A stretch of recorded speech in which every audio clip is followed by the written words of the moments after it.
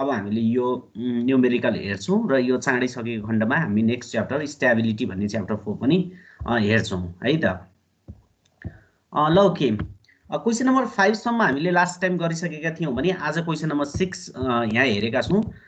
If KD equal to 0, KD भनेको चाहिँ अब ड्याम्पिङ कन्स्टेन्ट हुनसक्छ, सरी स्प्रिङ कन्स्टेन्ट हुनसक्छ होइन। If KD equal to 0 find zeta omega and ESS for unit ramp input भनेर भनेको छ। अब यो क्वेसन हामीलाई गर्नु हुन्थ्यो, तर यहाँ इएसएस भन्ने छ कि यो भनेको इरर हो होइन, स्टेबिलिटी इरर भनेर हामी भन्छौँ, स्टेडी स्टेट इरर भनेर भन्छौँ, जुन चाहिँ अहिले हामीले पढिसकेको छैन।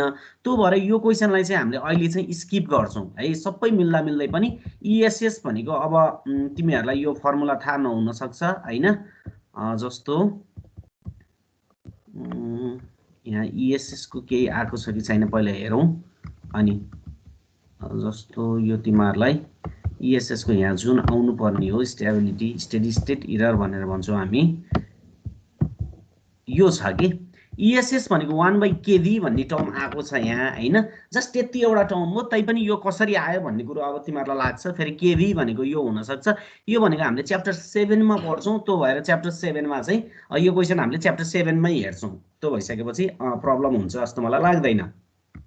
अब हामी क्वेसन नम्बर 7 हेर्छौँ। त्यसो भए है क्वेसन नम्बर 7 मा that using the velocity feedback technique figure below damping ratio and steady state error are both increased भनेर भनेको छ है।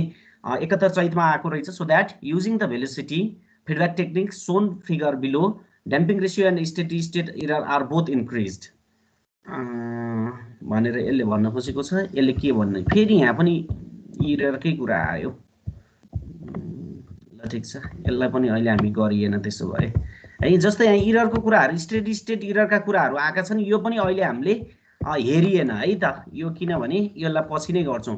हामीले अहिले हेर्न सक्ने भनेको क्वेसन नम्बर 8 छ हेर है।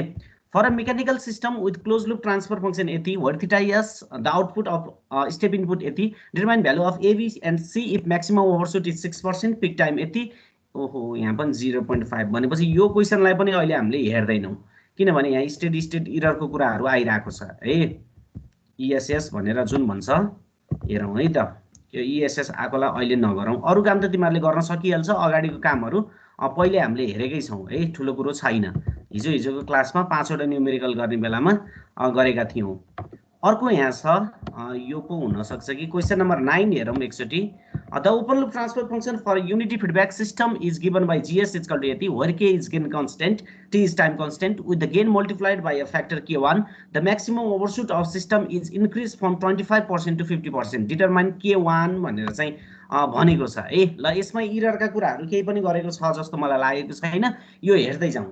क्वेसन नम्बर 9 मा गयौँ है हामीले। 6, 7, 8 चाहिँ अहिले हामीले गरिएन, किनभने त्यहाँ स्टेडी स्टेट इररका कुराहरू आएका छन् जुन हामीले पढ्नै बाँकी छ है। इएसएस भनेर तिमीहरूले त्यो बुकमा देख्न सक्छ, त्यसलाई चाहिँ अहिले हामीले चाहिँ स्किप गरेका छौँ। लास्टमा च्याप्टर 7 पढ्ने बेलामा चाहिँ त्यो क्वेसन हामीले गर्छौँ। र मैले भनेको थिएँ यो न्युमेरिकल भनेको तिमीहरूलाई जताबाट पनि सोध्न सक्छ कि, किनभने यो न्युमेरिकल त च्याप्टर 3 को हो खास। तर यही केसमा स्टेडी स्टेट इरर मिलाइदियो भने यो च्याप्टर 7 सँग नि मर्ज हुने भयो भनेपछि आइदर च्याप्टर 7 तिरबाट सोधिदिन पनि सक्छ अर च्याप्टर 3 बाट सोधिदिन पनि सक्छ है, किनभने हामीले डिफ्रेन्ट प्रकृतिका क्वेसनहरू हेर्यौँ। अब जताबाट पनि सोध्न मिल्दो रहेछ भनिसकेपछि इक्जाममा चाहिँ एउटा न्युमेरिकल, यी मध्ये एउटा न्युमेरिकल आउने चान्स चाहिँ हुन्छ, किनभने यो वेट पुर्याउनलाई हैन, च्याप्टर वाइज वेट पुर्याउनलाई पनि यसलाई जता पनि हाल्दिन सक्छ कि, द्याट्स वाइ यसमा पनि प्रिपेयर हुन चाहिँ जरुरी छ। ओके, क्वेसन नम्बर 9 मा अब हामीले सिधै हेर्छौँ। हेर है त, अब के भन्नु खोजेको यो हेर्दै जाउँ। 67 असाढमा आएको क्वेसन रहेछ आइयुईमा। The open loop transfer function, open loop transfer function भन्ने बित्तिकै जीएस है। ओपन लुप ट्रान्सफर फंक्शन भन्ने बित्तिकै जीएस भनेपछि ओपन लुप ट्रान्सफर फंक्शन भनेको तिम्रो जीएस भनेको के बाई एस 1 प्लस एसटी भनेर भनेको छ है। के एस 1 प्लस एसटी भनेर भनेको छ, where K is gain constant, T is time constant. यो हामीलाई थाहा छँदैछ। With the gain multiplied by a factor k1, यदि केलाई मल्टिप्लाई गरियो भने, k1 ले मल्टिप्लाई गर्यो भने म्याक्सिमम ओभरशुट भनेको 25% देखि 50% मा बढ्छ भनेर भनेको छ। त्यसो भए 25 देखि 50% म्याक्सिमम ओभरशुट बढ्नलाई गेनलाई कतिले मल्टिप्लाई गर्न सक्छ, डिटरमाइन k1 भनेर चाहिँ सोधेको छ।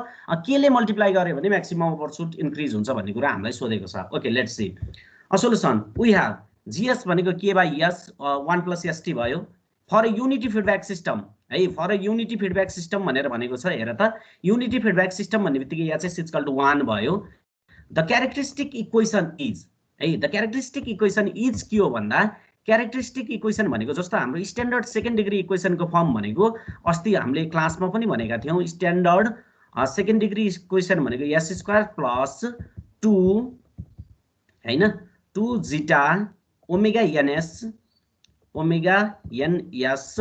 प्लस ओमेगा एन स्क्वायर है अब यो मेरो हल्का यहाँ नराम्रो भयो तिमीहरूलाई थाहा छँदैछ यो हामीले लास्ट टाइम गरेका थियौँ standard transfer function of second degree equation भनौँ transfer function of standard second degree equation भनेको यो हुन्छ CS by RS भनेको यो हुन्छ र क्यारेक्टरिस्टिक इक्वेसन भनेको मैले भनेको थिएँ तिमीहरूलाई कम्पेयर गर्ने बेलामा यो तलको भ्यालुसँग हामीले कम्पेयर गर्न सकिन्छ त्यस्तो हुँदा हामीलाई ओमेगा एनको भ्यालु पनि आउँछ जीटाको भ्यालु पनि आउँछ भनिसकेपछि हामीले यो माथिकोसँग कम्पेयर गर्न भन्दा पनि तल डिनोमिनेटरको भ्यालुहरूसँग के गर्छौँ कम्पेयर गर्छौँ that's why the characteristic equation is characteristic equation भनेको when this denominator is equal to 0 यसलाई हामीले क्यारेक्टरिस्टिक इक्वेसन भन्न सकिन्छ अथवा कम्पेयर गर्ने बेलामा यो तलको भ्यालुलाई कम्पेयर गर्दा भनेर भनेको छ भनेपछि we know that characteristic equation भनेको 1 plus GS HS is equal to 0 हुन्छ हैन यो च्याप्टर 4 मा आज हामीले पढिहाल्छौँ एकैछिनमा स्टेबिलिटी पढ्ने बेलामा भनिसकेपछि क्यारेक्टरिस्टिक इक्वेसन भनेको 1 plus GS HS is equal to 0 हुन्छ है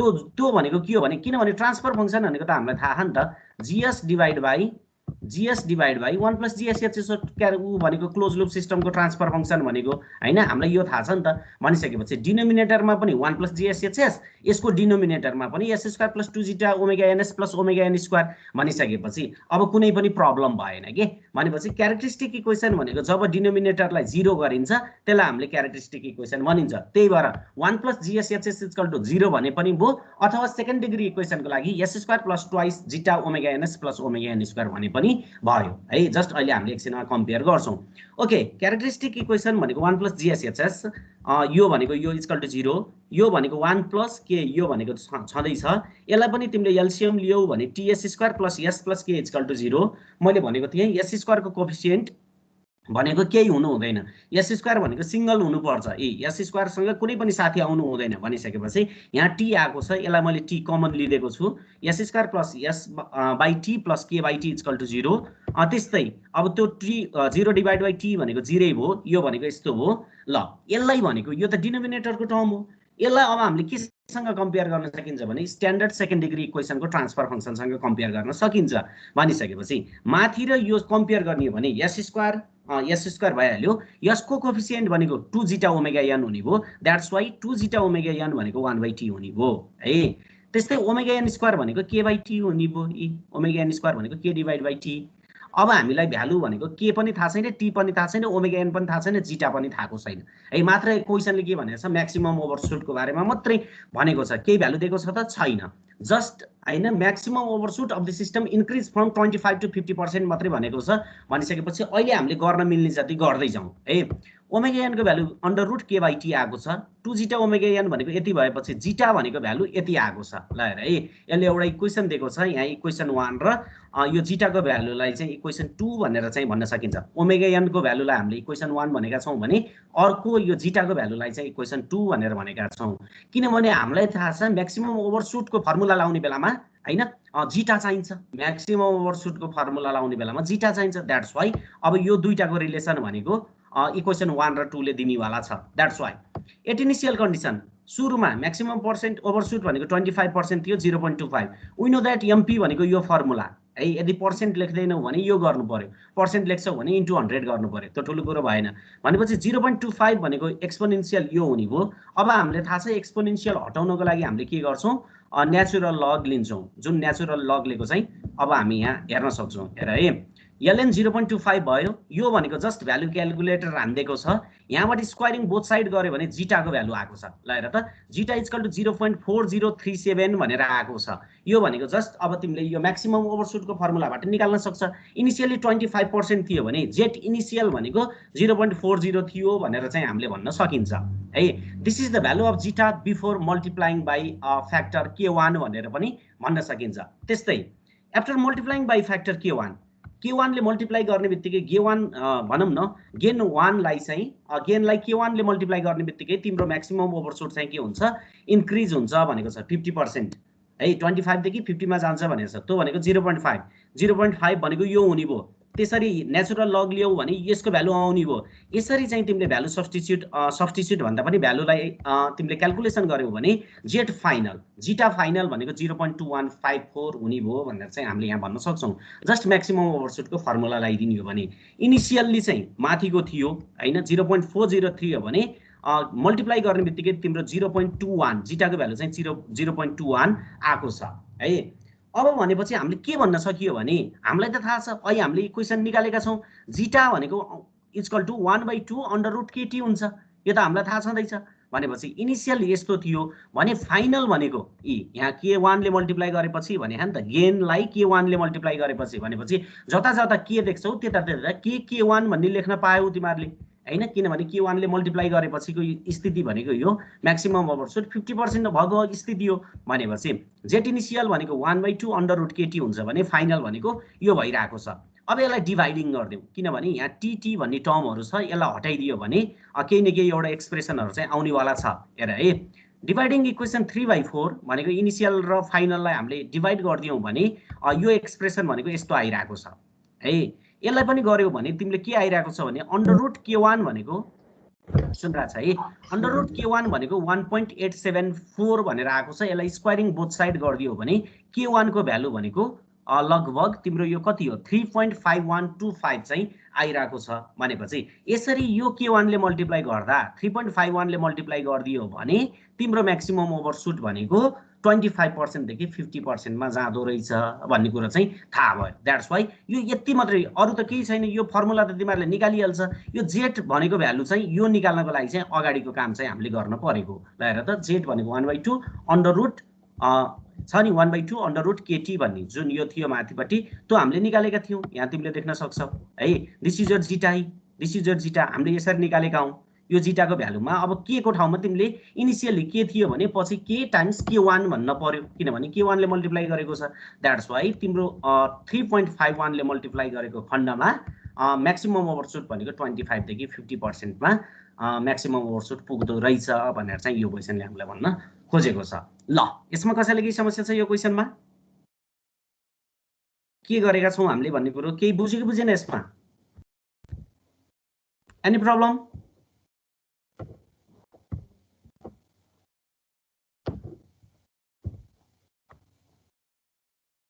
विराट पौडेल बुझ्यो यसमा यस सर केही गरेको छैन कि ल हेर न अब ट्रान्सफर फंक्सन भनेको CS/RS भनेको GS डिवाइड बाइ 1 + GSHS हो यो सबैलाई थाहा छ स्ट्यान्डर्ड सेकेन्ड डिग्री इक्वेसन भनेको यो हो मैले यहाँ लेखिरहेको छु यो पनि सबैलाई थाहा छ भनिसकेपछि 1 + GSHS भन्नु र S² + 2ζ omega NS + omega n² भन्नु सेमै हो सेकेन्ड डिग्री इक्वेसन को लागि किनभने डिनोमिनेटर हामीले कम्पेयर गर्ने वाला छौं हैन भनिसकेपछि ल 1 + GSHS को भ्यालु 0 भन्नु र S² + 2ζ omega NS + omega n² = 0 भनेको सेम हो भने 1 + GSHS मा तिमीले भ्यालु हाल्छौ तिम्रो भ्यालु भनेको S² + 1/t s + k/t आयो हैन योसँग कम्पेयर गर्यौ भने हामीलाई चाहिएको जस्ट यो ओमेगा n² को भ्यालु k/t हो यो जस्ट कम्पेयर गर्दा आयो त्यसरी तिमीले भ्यालु कम्पेयर गरिसकेपछि चाहिँ जिटा को भ्यालु के आयो भन्दा 1/2 अंडर रुट केटी भन्ने आयो भनेपछि हामीले यो म्याक्सिमम ओभरशुटमा हामीले लाउनु पर्ने छ किनभने फर्मुला हामीलाई के थाहा छ भन्दा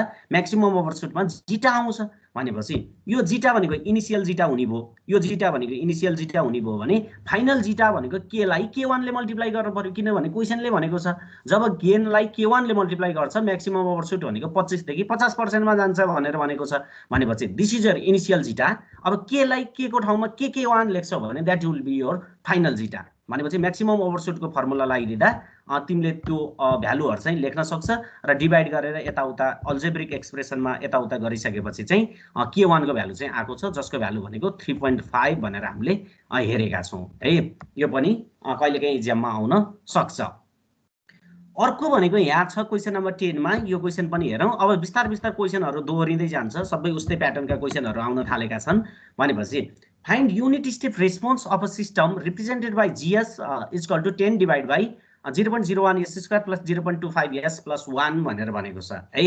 यो भनेको तिमीलाई जीएस को भ्यालु दिएको छ भनेपछि यसको युनिट स्टेप रेस्पोन्स हामीले निकाल्न पर्ने छ। रेस्पोन्स भन्ने बित्तिकै अब सीएस भन्ने बुझ्न पर्यो। यो भनेको ल्याप्लेस ट्रान्सफर्म हो भने सीएस बाट चाहिँ हामीले के निकाल्न पर्यो, सीटी भन्ने चाहिँ निकाल्न पर्ने हुन्छ। भनेपछि हेरौँ कसरी गरेको छ है। वी नो दैट जीएस भनेको यो भ्यालु छँदै छ। अब यसलाई यतापट्टि हेरौँ। दैट जीएस इक्वल टु त्यो छँदै छ भनेपछि सीएस बाइ आरएस भनेको जीएस है। सीएस बाइ आरएस भनेको जीएस, किनभने ओपन लुप सिस्टम भनेर भनेको छ अथवा केही पनि भनेको छैन होला। भनेपछि सीएस बाइ आरएस भनेको जीएस छ हैन। युनिट स्टेप रेस्पोन्स भनेको आरटी इक्वल टु 1 हुन्छ भने आरएस को भ्यालु 1/s ल्याप्लेस ट्रान्सफर्ममा तिमीले लिन्छौ भने। भनेपछि सीएस भनेको आरएस इन्टु जीएस है। आरएस इन्टु जीएस भन्यो भने अब जीएस को भ्यालु तिमीले हाल्दियौ र आरएस ले मल्टिप्लाई गर्यो। आरएस ले मल्टिप्लाई गर्ने बित्तिकै यहाँ यस भन्ने टर्म छ 1/s भन्ने आयो। अब यसलाई तिमीले के गर्न पर्ने हुन्छ भने ल हेर त 10 बाई यो यस्तो गरिरहेको छ है। एस स्क्वायरलाई तिमीले सिंगल बनाउने प्रयास गरिरहेछौ। एस स्क्वायरलाई कोएफिसिएन्ट कुनै पनि आउनु हुँदैन। भनेपछि 0.01 भन्ने अगाडि कोएफिसिएन्टमा छ। यो चीजलाई के गरेको छौ भने तिमीले ल हेर त 1000 divide by S square plus 25s plus 100 जस्तो बनाएका छौ। किनभने एस स्क्वायरलाई एस स्क्वायरको कोएफिसिएन्ट हटाउन पर्ने हुन्छ। त्यस्तो गर्दा यो चीज भनेको तिमीहरूले अब यो 5-6 क्लासतिर पढाए जस्तो लाग्छ मलाई। जस्ट यो के भन्छ यसलाई, यो दुईटालाई चाहिँ यसरी तिमीहरूले डिभाइड गर्छौ हैन। मल्टिप्लाई गर्दा 100 जोड्दा 25 भनेको 20-5 100 हुन्छ। That's why s plus 20 s plus 5 हुन्छ। अब यसलाई हामीले के गर्नु पर्यो भने पार्शियल फ्र्याक्सन गर्नु पर्यो। यी पार्शियल फ्र्याक्सन भनेको यसरी गरिन्छ। तीनटा टर्म छन् a/s b/s plus 20 c/s plus 5 यसरी गर्न सकिन्छ। र अस्ति मैले तिमीहरूलाई भ्यालु निकाल्न सिकाएको थिएँ। a को कुरा गर्छौ भने तिमीले के गर्न पर्यो, डिनोमिनेटरमा s हुनु हुँदैन र s इक्वल टु 0 भन्नु पर्यो। किनभने s इक्वल टु 0 छ र 1000 divide by s plus 5 s plus 20 हुँदा a को भ्यालु 10 है। कोएफिसिएन्टहरु हामीले यसरी निकाल्ने चलन छ। b को भ्यालु हो भने यो s प्लस 5 भनेको तिम्रो आउनु हुँदैन b को भ्यालुमा। भनेपछि s को भ्यालु -5 लिनु पर्यो अनि यो राख्नु पर्यो। ल हेर त यो राख्ने बित्तिकै b को भ्यालु b को ठाउँमा limit s tends to -5 1000 divide by s plus 20 राख्नु पर्यो। यसमा s प्लस 5 राख्नु हुँदैन है। किनभने s को भ्यालु पनि -5 राख्ने अनि s प्लस 5 राख्ने भने त समथिङ बाइ 0 भनेको त इन्फाइनाइट हुन्छ। फेरि भ्यालु निकाल्न सकिदैन। द्याट्स वाइ b को भ्यालु हामीले यसरी निकाल्छौँ। त्यस्तै c को भ्यालु निकाल्न पर्यो भने s टेन्ड्स टु -20 भन्नु पर्यो है। s tends to -20 1000 divide by s plus 5 हुने भयो। त्यस्तो हुँदा चाहिँ 10/3 आइरहेको छ। द्याट्स वाइ CS भनेको तिमीले भ्यालु सब्स्टिट्युट गरिदियो भने 10/s माइनस 40/3 यो भइहाल्यो। अब यसलाई इन्भर्स ल्याप्लेस ट्रान्सफर्म लिने हो भने 10 को 10 हुने नै भयो हैन। किनभने कन्स्ट्यान्टको ल्याप्लेस ट्रान्सफर्म भनेको 10/s हुन्थ्यो भनेपछि इन्भर्स ल्याप्लेस ट्रान्सफर्म भनेको 10। अब 40/3 कन्स्ट्यान्ट छँदैछ। s प्लस 5 आयो भने e को पावर -5t लेख्नु पर्यो हैन। यो अस्ति नै हामीले डिस्कस पनि गरिसकेका थियौं। e को पावर -5t छ भने यसको ल्याप्लेस ट्रान्सफर्म भनेको के हुन्छ भन्दा 1 डिवाइड बाइ s प्लस 5 हुन्छ। भनेपछि इन्भर्स ल्याप्लेस ट्रान्सफर्म के हुने भयो, e को पावर -5t। त्यस्तै यसको के हुने भयो, e को पावर -20t हुने भयो। Which is the required response. तिमीलाई रेस्पोन्स सोधेको छ भनेपछि यसरी चाहिँ गर्न सकियो भनेर पनि यसले भनिदिएको छ। यो जस्ट सिम्पल जस्तो भयो है। ल यो क्वेशनमा कसैलाई के प्रब्लम छ, एबीसी को भ्यालु निकालेको र इन्भर्स ल्याप्लेस ट्रान्सफर्ममा गरेर हामीले रेस्पोन्स निकालेको कसैलाई के प्रब्लम छ यो क्वेशनमा? भूमिका पराजुली बुझ्यो? बुझ्यो सर। बुझ्यो है। अब फास्ट गएको छ। अब यो न्युमेरिकल अब यस्तै हो है। अब के तिमीहरूलाई गर्न दिनु पर्थ्यो, अब त्यो झन् लेन्दी हुने भयो। ठिकै छ, यो हेर्न सक्छौ है। केही बुझेन भने सोध है, अप्ठ्यारो नमान। ओके, त्यसो भए क्वेशन नम्बर 11 मा जाउँ हामी। अब सबै यस्तै प्रकारका छन्। फाइन्ड के and T so that unity feedback system. Unity feedback system भन्ने बित्तिकै एचएस इक्वल टु 1 लेख्न छुटाउनु भएन। With open loop transfer function GS किनभने एचएस को भ्यालु 0 सरी एचएस को भ्यालु 1 हुने बित्तिकै जीएस को भ्यालु यो छ भनेर उले भनिदिएको छ। Will exhibit damped oscillation with peak overshoot 16%, maximum overshoot भनेको 16% छ अरे, सेटलिङ टाइम भनेको 2 सेकेन्ड छ अरे। भनेपछि पहिला यो इन्फर्मेसनबाट हामीले हेर्दै जाउँ के निस्किन सक्छ। म्याक्सिमम ओभरशुट दिएको छ भने यहाँबाट हाम्रो जिटा निस्किन्छ हैन, यो हामीलाई थाहा छँदैछ। यो जिटा निकाल्छौँ हामीले। अर्को भनेको यी सेटलिङ टाइम भनेको 2 सेकेन्ड दिएछ। सेटलिङ टाइम भनेको त हामीलाई फर्मुला थाहा छ नि त। सेटलिङ टाइम भनेको 4 divide by zeta zeta omega N यस्तो हुन्छ हैन भनेपछि जिटा थाहा भयो भने त हामीलाई ओमेगा एन पनि थाहा हुँदो रहेछ अनि त्यहाँबाट हामीले सेकेन्ड डिग्री इक्वेसन निकाल्न सक्छौँ ठुलो कुरो भएन त्यहाँबाट के र टी को भ्यालु कम्पेयर गरिदिने भने आइहाल्छ भनेपछि प्रब्लम हुँदैन है सबैको प्याटर्न उस्तै हुँदै आएको छ हेर है म्याक्सिमम ओभरसुट भनेको 16% 0.16 अब यसलाई नेचुरल लग लिदियो भने यहाँबाट जिटाको भ्यालु आइहाल्छ अब यो भनेको जस्ट क्याल्कुलेसन हो ठुलो कुरो केही पनि छैन जिटाको भ्यालु 0.5 आयो जिटाको भ्यालु 0.5 आउने बित्तिकै अब हामी चाहिँ के गर्नु पर्यो भने ओमेगा एन सेटलिङ टाइम पनि तिमीलाई दिएको छ हेर त सेटलिङ टाइम भनेको 2 सेकेन्ड भनेको छ सेटलिङ टाइमको फर्मुला भनेको हामीले अस्ति नै 4 divide by zeta omega n लेखिसकेका छौँ यो फर्मुला भइहाल्यो यहाँबाट ओमेगा एनको भ्यालु यो आयो है यसमा पनि प्रब्लम भएन भनिसकेपछि नाउ क्वेसनले के भनेको छ भन्दा जीएसएचएस को भ्यालु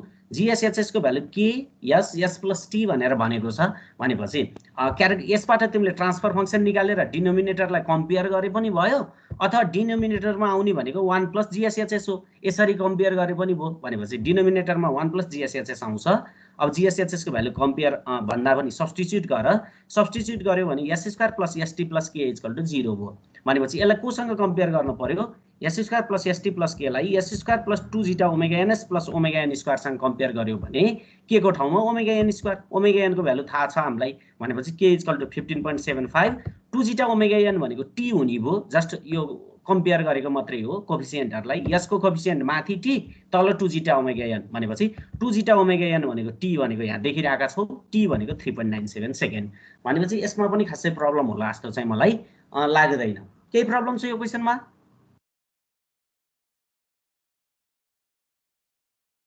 भन त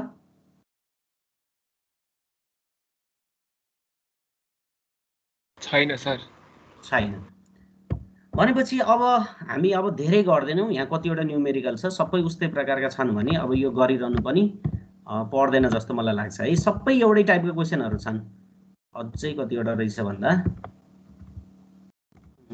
हेर्दै जाउँ है त एकछिन अझै 15 भनेपछि यो सबै नपर्ला सायद ल ओके भनिसकेपछि यहाँ सबै उस्तै खालका न्यूमेरिकल भएको कारणले अब हामीले चाहिँ हेरिदैन एकचोटी तिमीहरुले यो न्यूमेरिकलहरु हेर तिमीहरुसँग यो फाइल छँदैछ हैन सबै उही प्रकृतिको यिनै म्याक्सिमम ओभरशुटको फर्मुला हैन यही पिक टाइमको फर्मुला लाउने भएको कारणले फर्दर अब हामीले हेर्दैनौं सबै क्वेशनको प्याटर्नहरु चाहिँ उस्तै छ र यसरी चाहिँ हामीले न्यूमेरिकल के गर्छौं भने यो 11 वटा न्यूमेरिकल गरियो भने यो सबै बुकमा भर्ती गरिरहनु परेन हैन त्यो भएको कारणले अहिले हामीले न्यूमेरिकललाई चाहिँ यति नै छोड्छौं अब तिमीहरुले यो न्यूमेरिकल सबै हेर केही प्रब्लम भयो भने चाहिँ सर यो क्वेशनको यो नम्बरको यो सोध्दा अथवा कुनै क्वेशन ल्याउन सक्छौ यो कसरी गर्ने यस्तो क्वेशन इक्जाममा आ रहेछ यस्तो क्वेशन बुकमा देखा रहेछ भन्ने लाग्यो भने चाहिँ मलाई पर्सनली अथवा यही अगाडि नै सोध्दा पनि हुन्छ यसरी चाहिँ हामीले न्यूमेरिकल यो च्याप्टर 7 को भने पनि भयो च्याप्टर 3 को भने पनि भयो यसलाई चाहिँ यतिकै अहिले हामीले छोड्दिन्छौं र बाँकी न्यूमेरिकलहरु चाहिँ तिमीहरुले आफैले गर्नुपर्ने हुन्छ ल यसमा के प्रब्लम छ सौरभ भाइ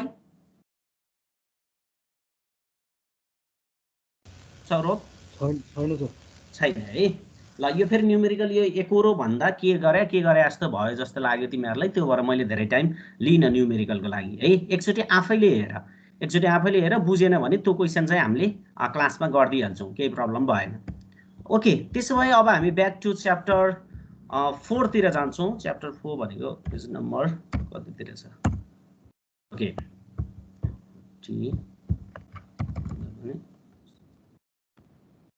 ओके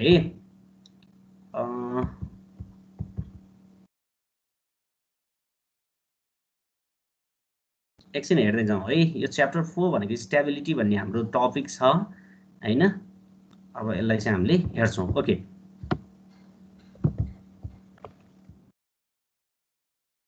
च्याप्टर 4 भनेको अब हाम्रो स्टेबिलिटी भन्ने च्याप्टर स्टार्ट भएको छ म तिमीहरुलाई फेरि एकचोटी रिमाइन्ड गर्न चाहन्छु च्याप्टर 1 बाट इन्ट्रोडक्सन थियो 8 मार्क्स आउने वाला छ यसमा केही डाउटै छैन 8 देखि 12 मार्क्स भनेको छ 8 भनेको यही यसमा त प्रश्न छ तिमीहरुलाई what is the difference between open loop system and close loop system यो आउन सक्छ क्वेशन कि what are the components of close loop control system यो आउन सक्छ अथवा तिमीले डेली लाइफमा कस्तो खालको कन्ट्रोल सिस्टम यो देखेको छ त्यसलाई एक्सप्लेन गर भनेर सोध्न सक्छ यो 8 मार्क्समा एउटा क्वेशन भनेको यो हो अर्को भनेको कहिलेकाहीँ सोधिहाल्यो भने +4 मा कन्ट्रोल सिस्टमलाई तिमीले जस्तो अस्तिको क्लासमा हामीले पढेका थियौं ओपन लूप सिस्टम फास्ट कि क्लोज लूप सिस्टम फास्ट हैन ब्यान्डविड्थ कसले इम्प्रुभ गर्छ हो कि होइन, इरर कसले सफ्रेस गर्छ त्यो कुराहरू चाहिँ अब हामीले अस्तिको क्लासमा हेरेका थियौँ। भनिसकेपछि कहिलेकाहीँ त्यो दुईटै क्वेसन सोधिदिने भएको कारणले च्याप्टर 1 भनेको कहिलेकाहीँ 8 देखि 12 मार्क्स सोध्छ।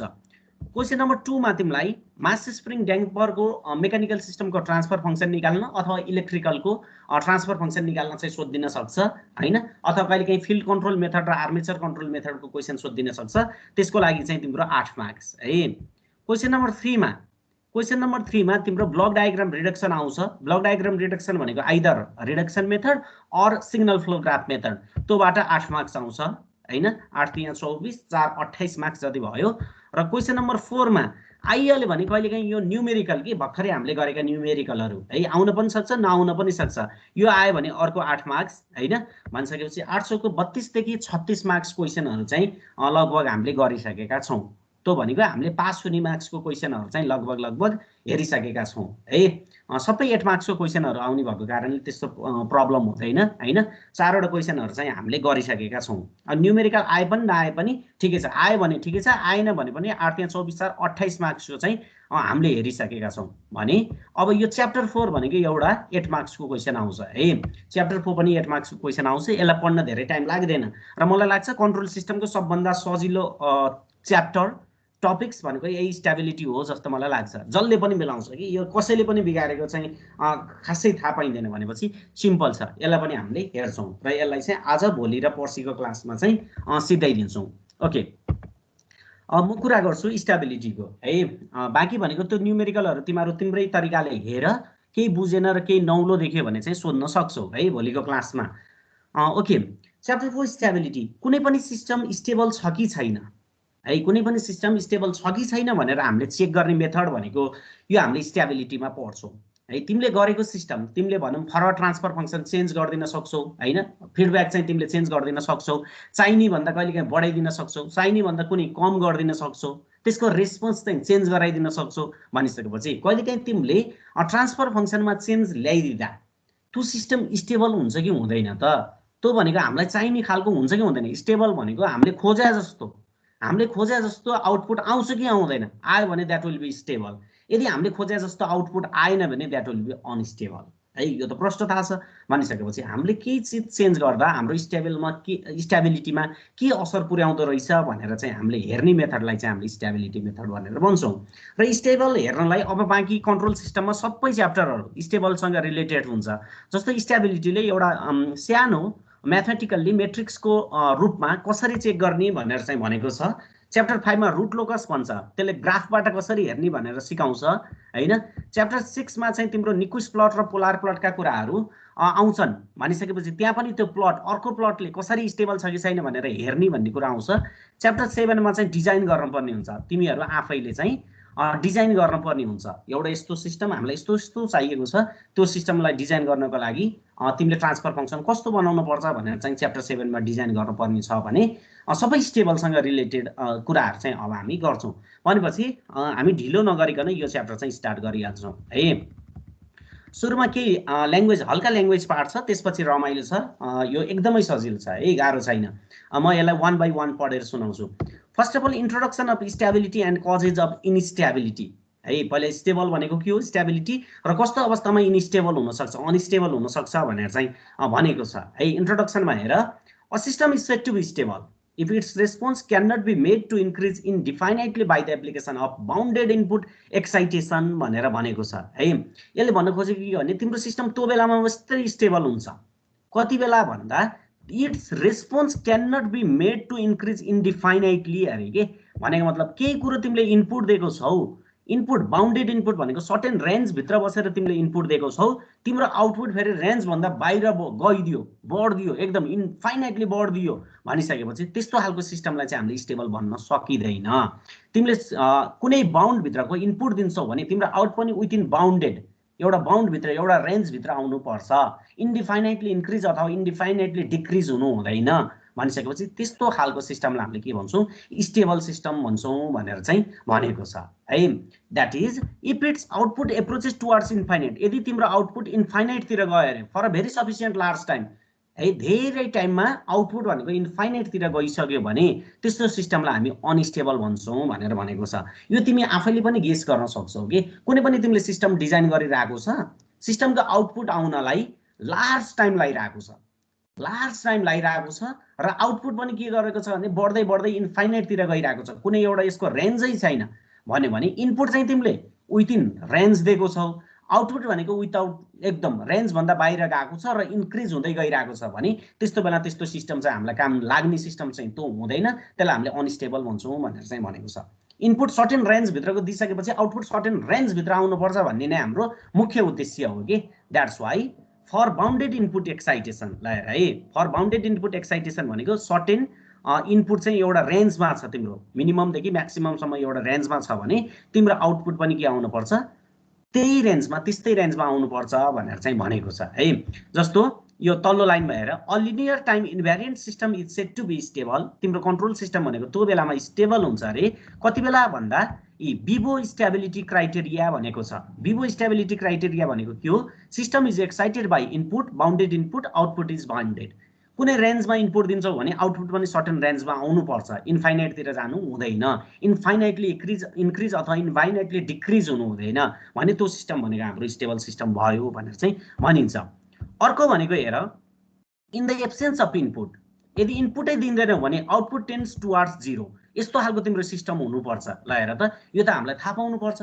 यदि इनपुटै दिए छैनौ, तिमीले इनपुट दिइरहेको सिस्टममा अब 81 इनपुट दिन छोड्यौ भने तिम्रो आउटपुट आइरहने सिस्टम चाहिँ हामीलाई ठिक हुँदैन। त्यो भनेको चाहिँ त्यसले त इरर प्रोड्युस गर्छ भनेपछि हामीलाई एब्सेन्स अफ इनपुट हुँदा आउटपुट पनि के हुनु पर्यो? जिरो आउनु पर्यो भन्यो भने बल्ल सिस्टम स्टेबल भयो। तिमीले इनपुटै दिएको छैन, आउटपुट आइछ भन्यो भने त्यस्तोमा काम भएन, त्यस्तो सिस्टमलाई हामीले अनस्टेबल सिस्टम भनेर चाहिँ भन्छौँ भनेर भनेको छ है। ओके, भनेपछि लिनियर टाइम इन्भ्यारिएन्ट अथवा तिम्रो कन्ट्रोल सिस्टम भनेको त्यो बेलामा स्टेबल हुन्छ जब त्यसले विभो स्टेबिलिटी क्राइटेरिया सेटिस्फाई गर्छ। इनपुट सर्टेन रेन्जमा हुन्छ भने आउटपुट सर्टेन रेन्जमा आउनै पर्छ र इनपुट दिन तिमीले छोडिदिने बित्तिकै आउटपुट भनेको बिस्तारै टेन्ड्स टु जिरो हुनै पर्छ। यदि भएन भने त्यो सिस्टम चाहिँ अनस्टेबल हुन्छ भनेर चाहिँ भनेको छ है। अर्को हेर, यहाँ यो माथिको 3टा पोइन्ट हेरौँ अब, यो ल्याङ्ग्वेजहरू हैन। For bounded input excitation if limit T tends to infinite, यदि टाइम धेरै भएको खण्डमा तिम्रो रेस्पोन्स जिरो आउँछ है, फर सफिसियन्टली लार्ज टाइम तिम्रो रेस्पोन्स बिस्तारै जिरो आउँछ भने सिस्टमलाई हामीले स्टेबल भन्न सकिन्छ है। फर यो भनेको अहिले म एकछिनमा फिगरमा तिमीलाई देखाइदिन्छु। तिम्रो रेस्पोन्स भनेको फर सफिसियन्टली लार्ज टाइम है, धेरै समयपछि तिम्रो रेस्पोन्स भनेको जिरो आउँछ भने त्यो सिस्टम चाहिँ बाउन्डेड भएको हामीले ठहर्याउँछौँ कि बाउन्डेड सिग्नल भनेर, त्यसले हामीले त्यस्तो बाउन्डेड आउटपुट भनेर, बाउन्डेड रेस्पोन्स भनेर हामीले भन्न सकिन्छ। यस्तो खण्डमा तिम्रो सिस्टम स्टेबल हुन्छ है।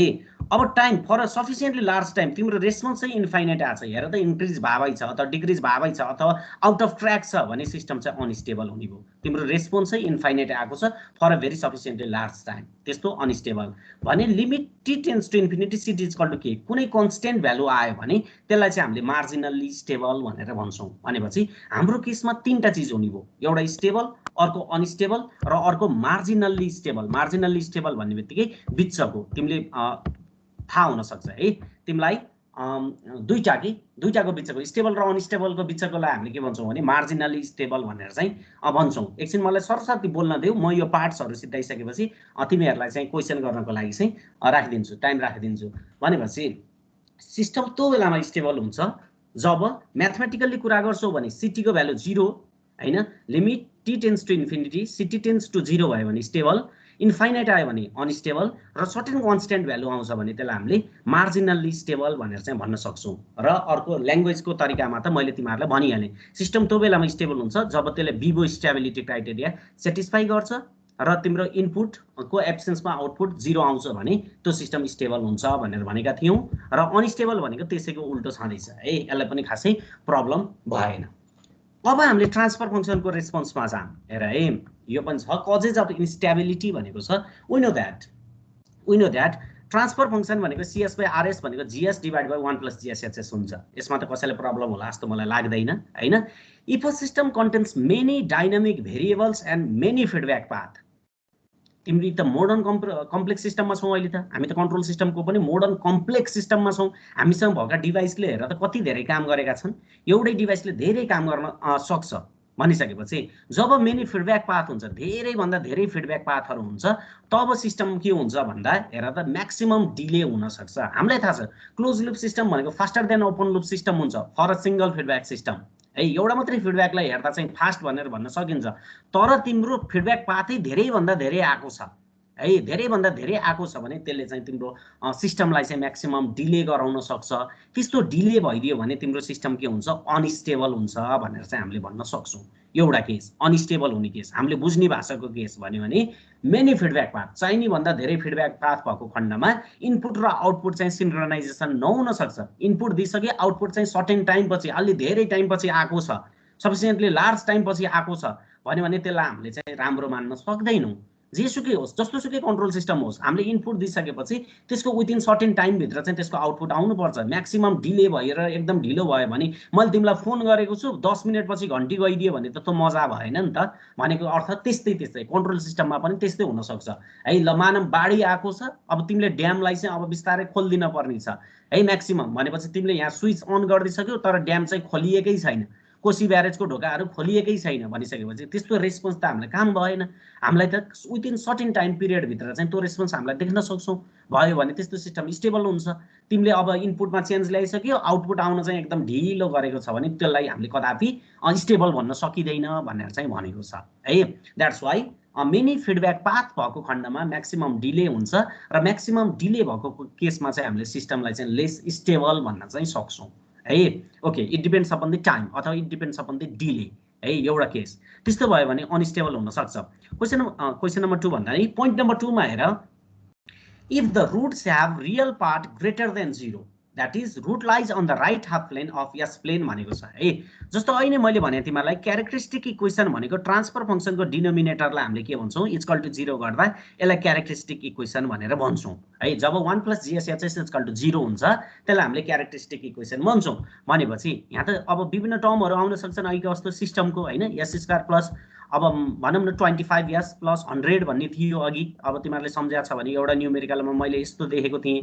अब यो यसलाई तिमीले सल्भ गर्यौ भने यसको भ्यालु त यहाँ दुईटा आउँछ, एउटा -20 आउँछ, अर्को -5 आउँछ। भनेपछि अर्थात् कुनै आउँदा है 20 र 5 आएको छ, त्यो सबै के छ, नेगेटिभमा छ, यसको भ्यालु नेगेटिभमा छ भन्यो भने नेगेटिभमा आइदियो भने सिस्टम स्टेबल हुन सक्छ, स्टेबल हुन्छ।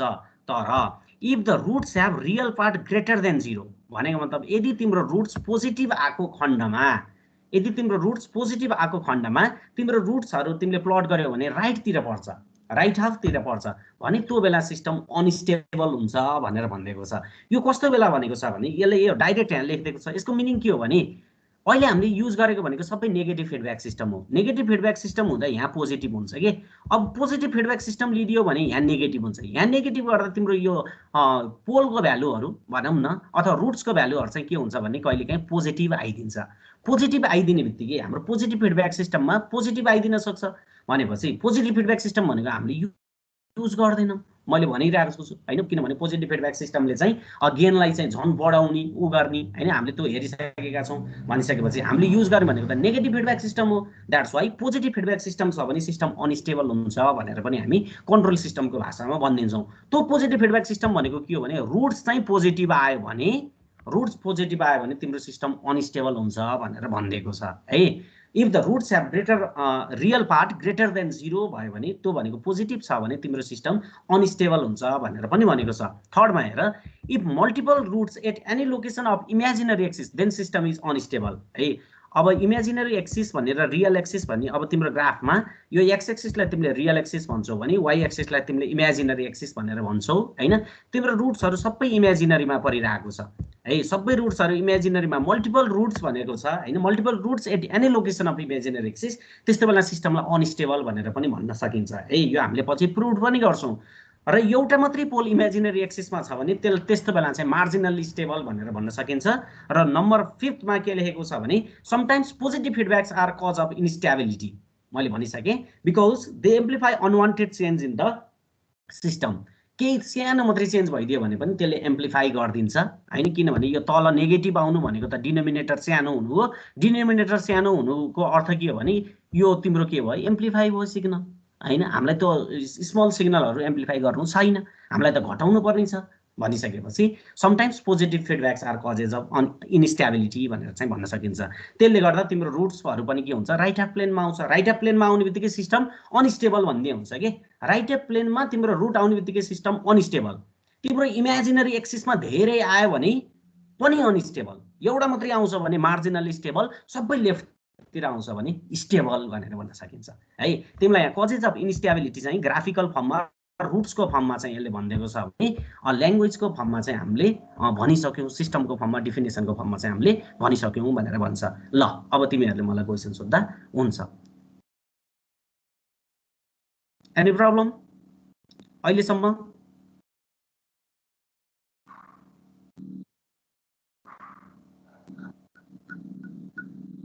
अनुपमले केही भन्दै हो बाबु? तिम्रो आवाज सुनिएको छैन।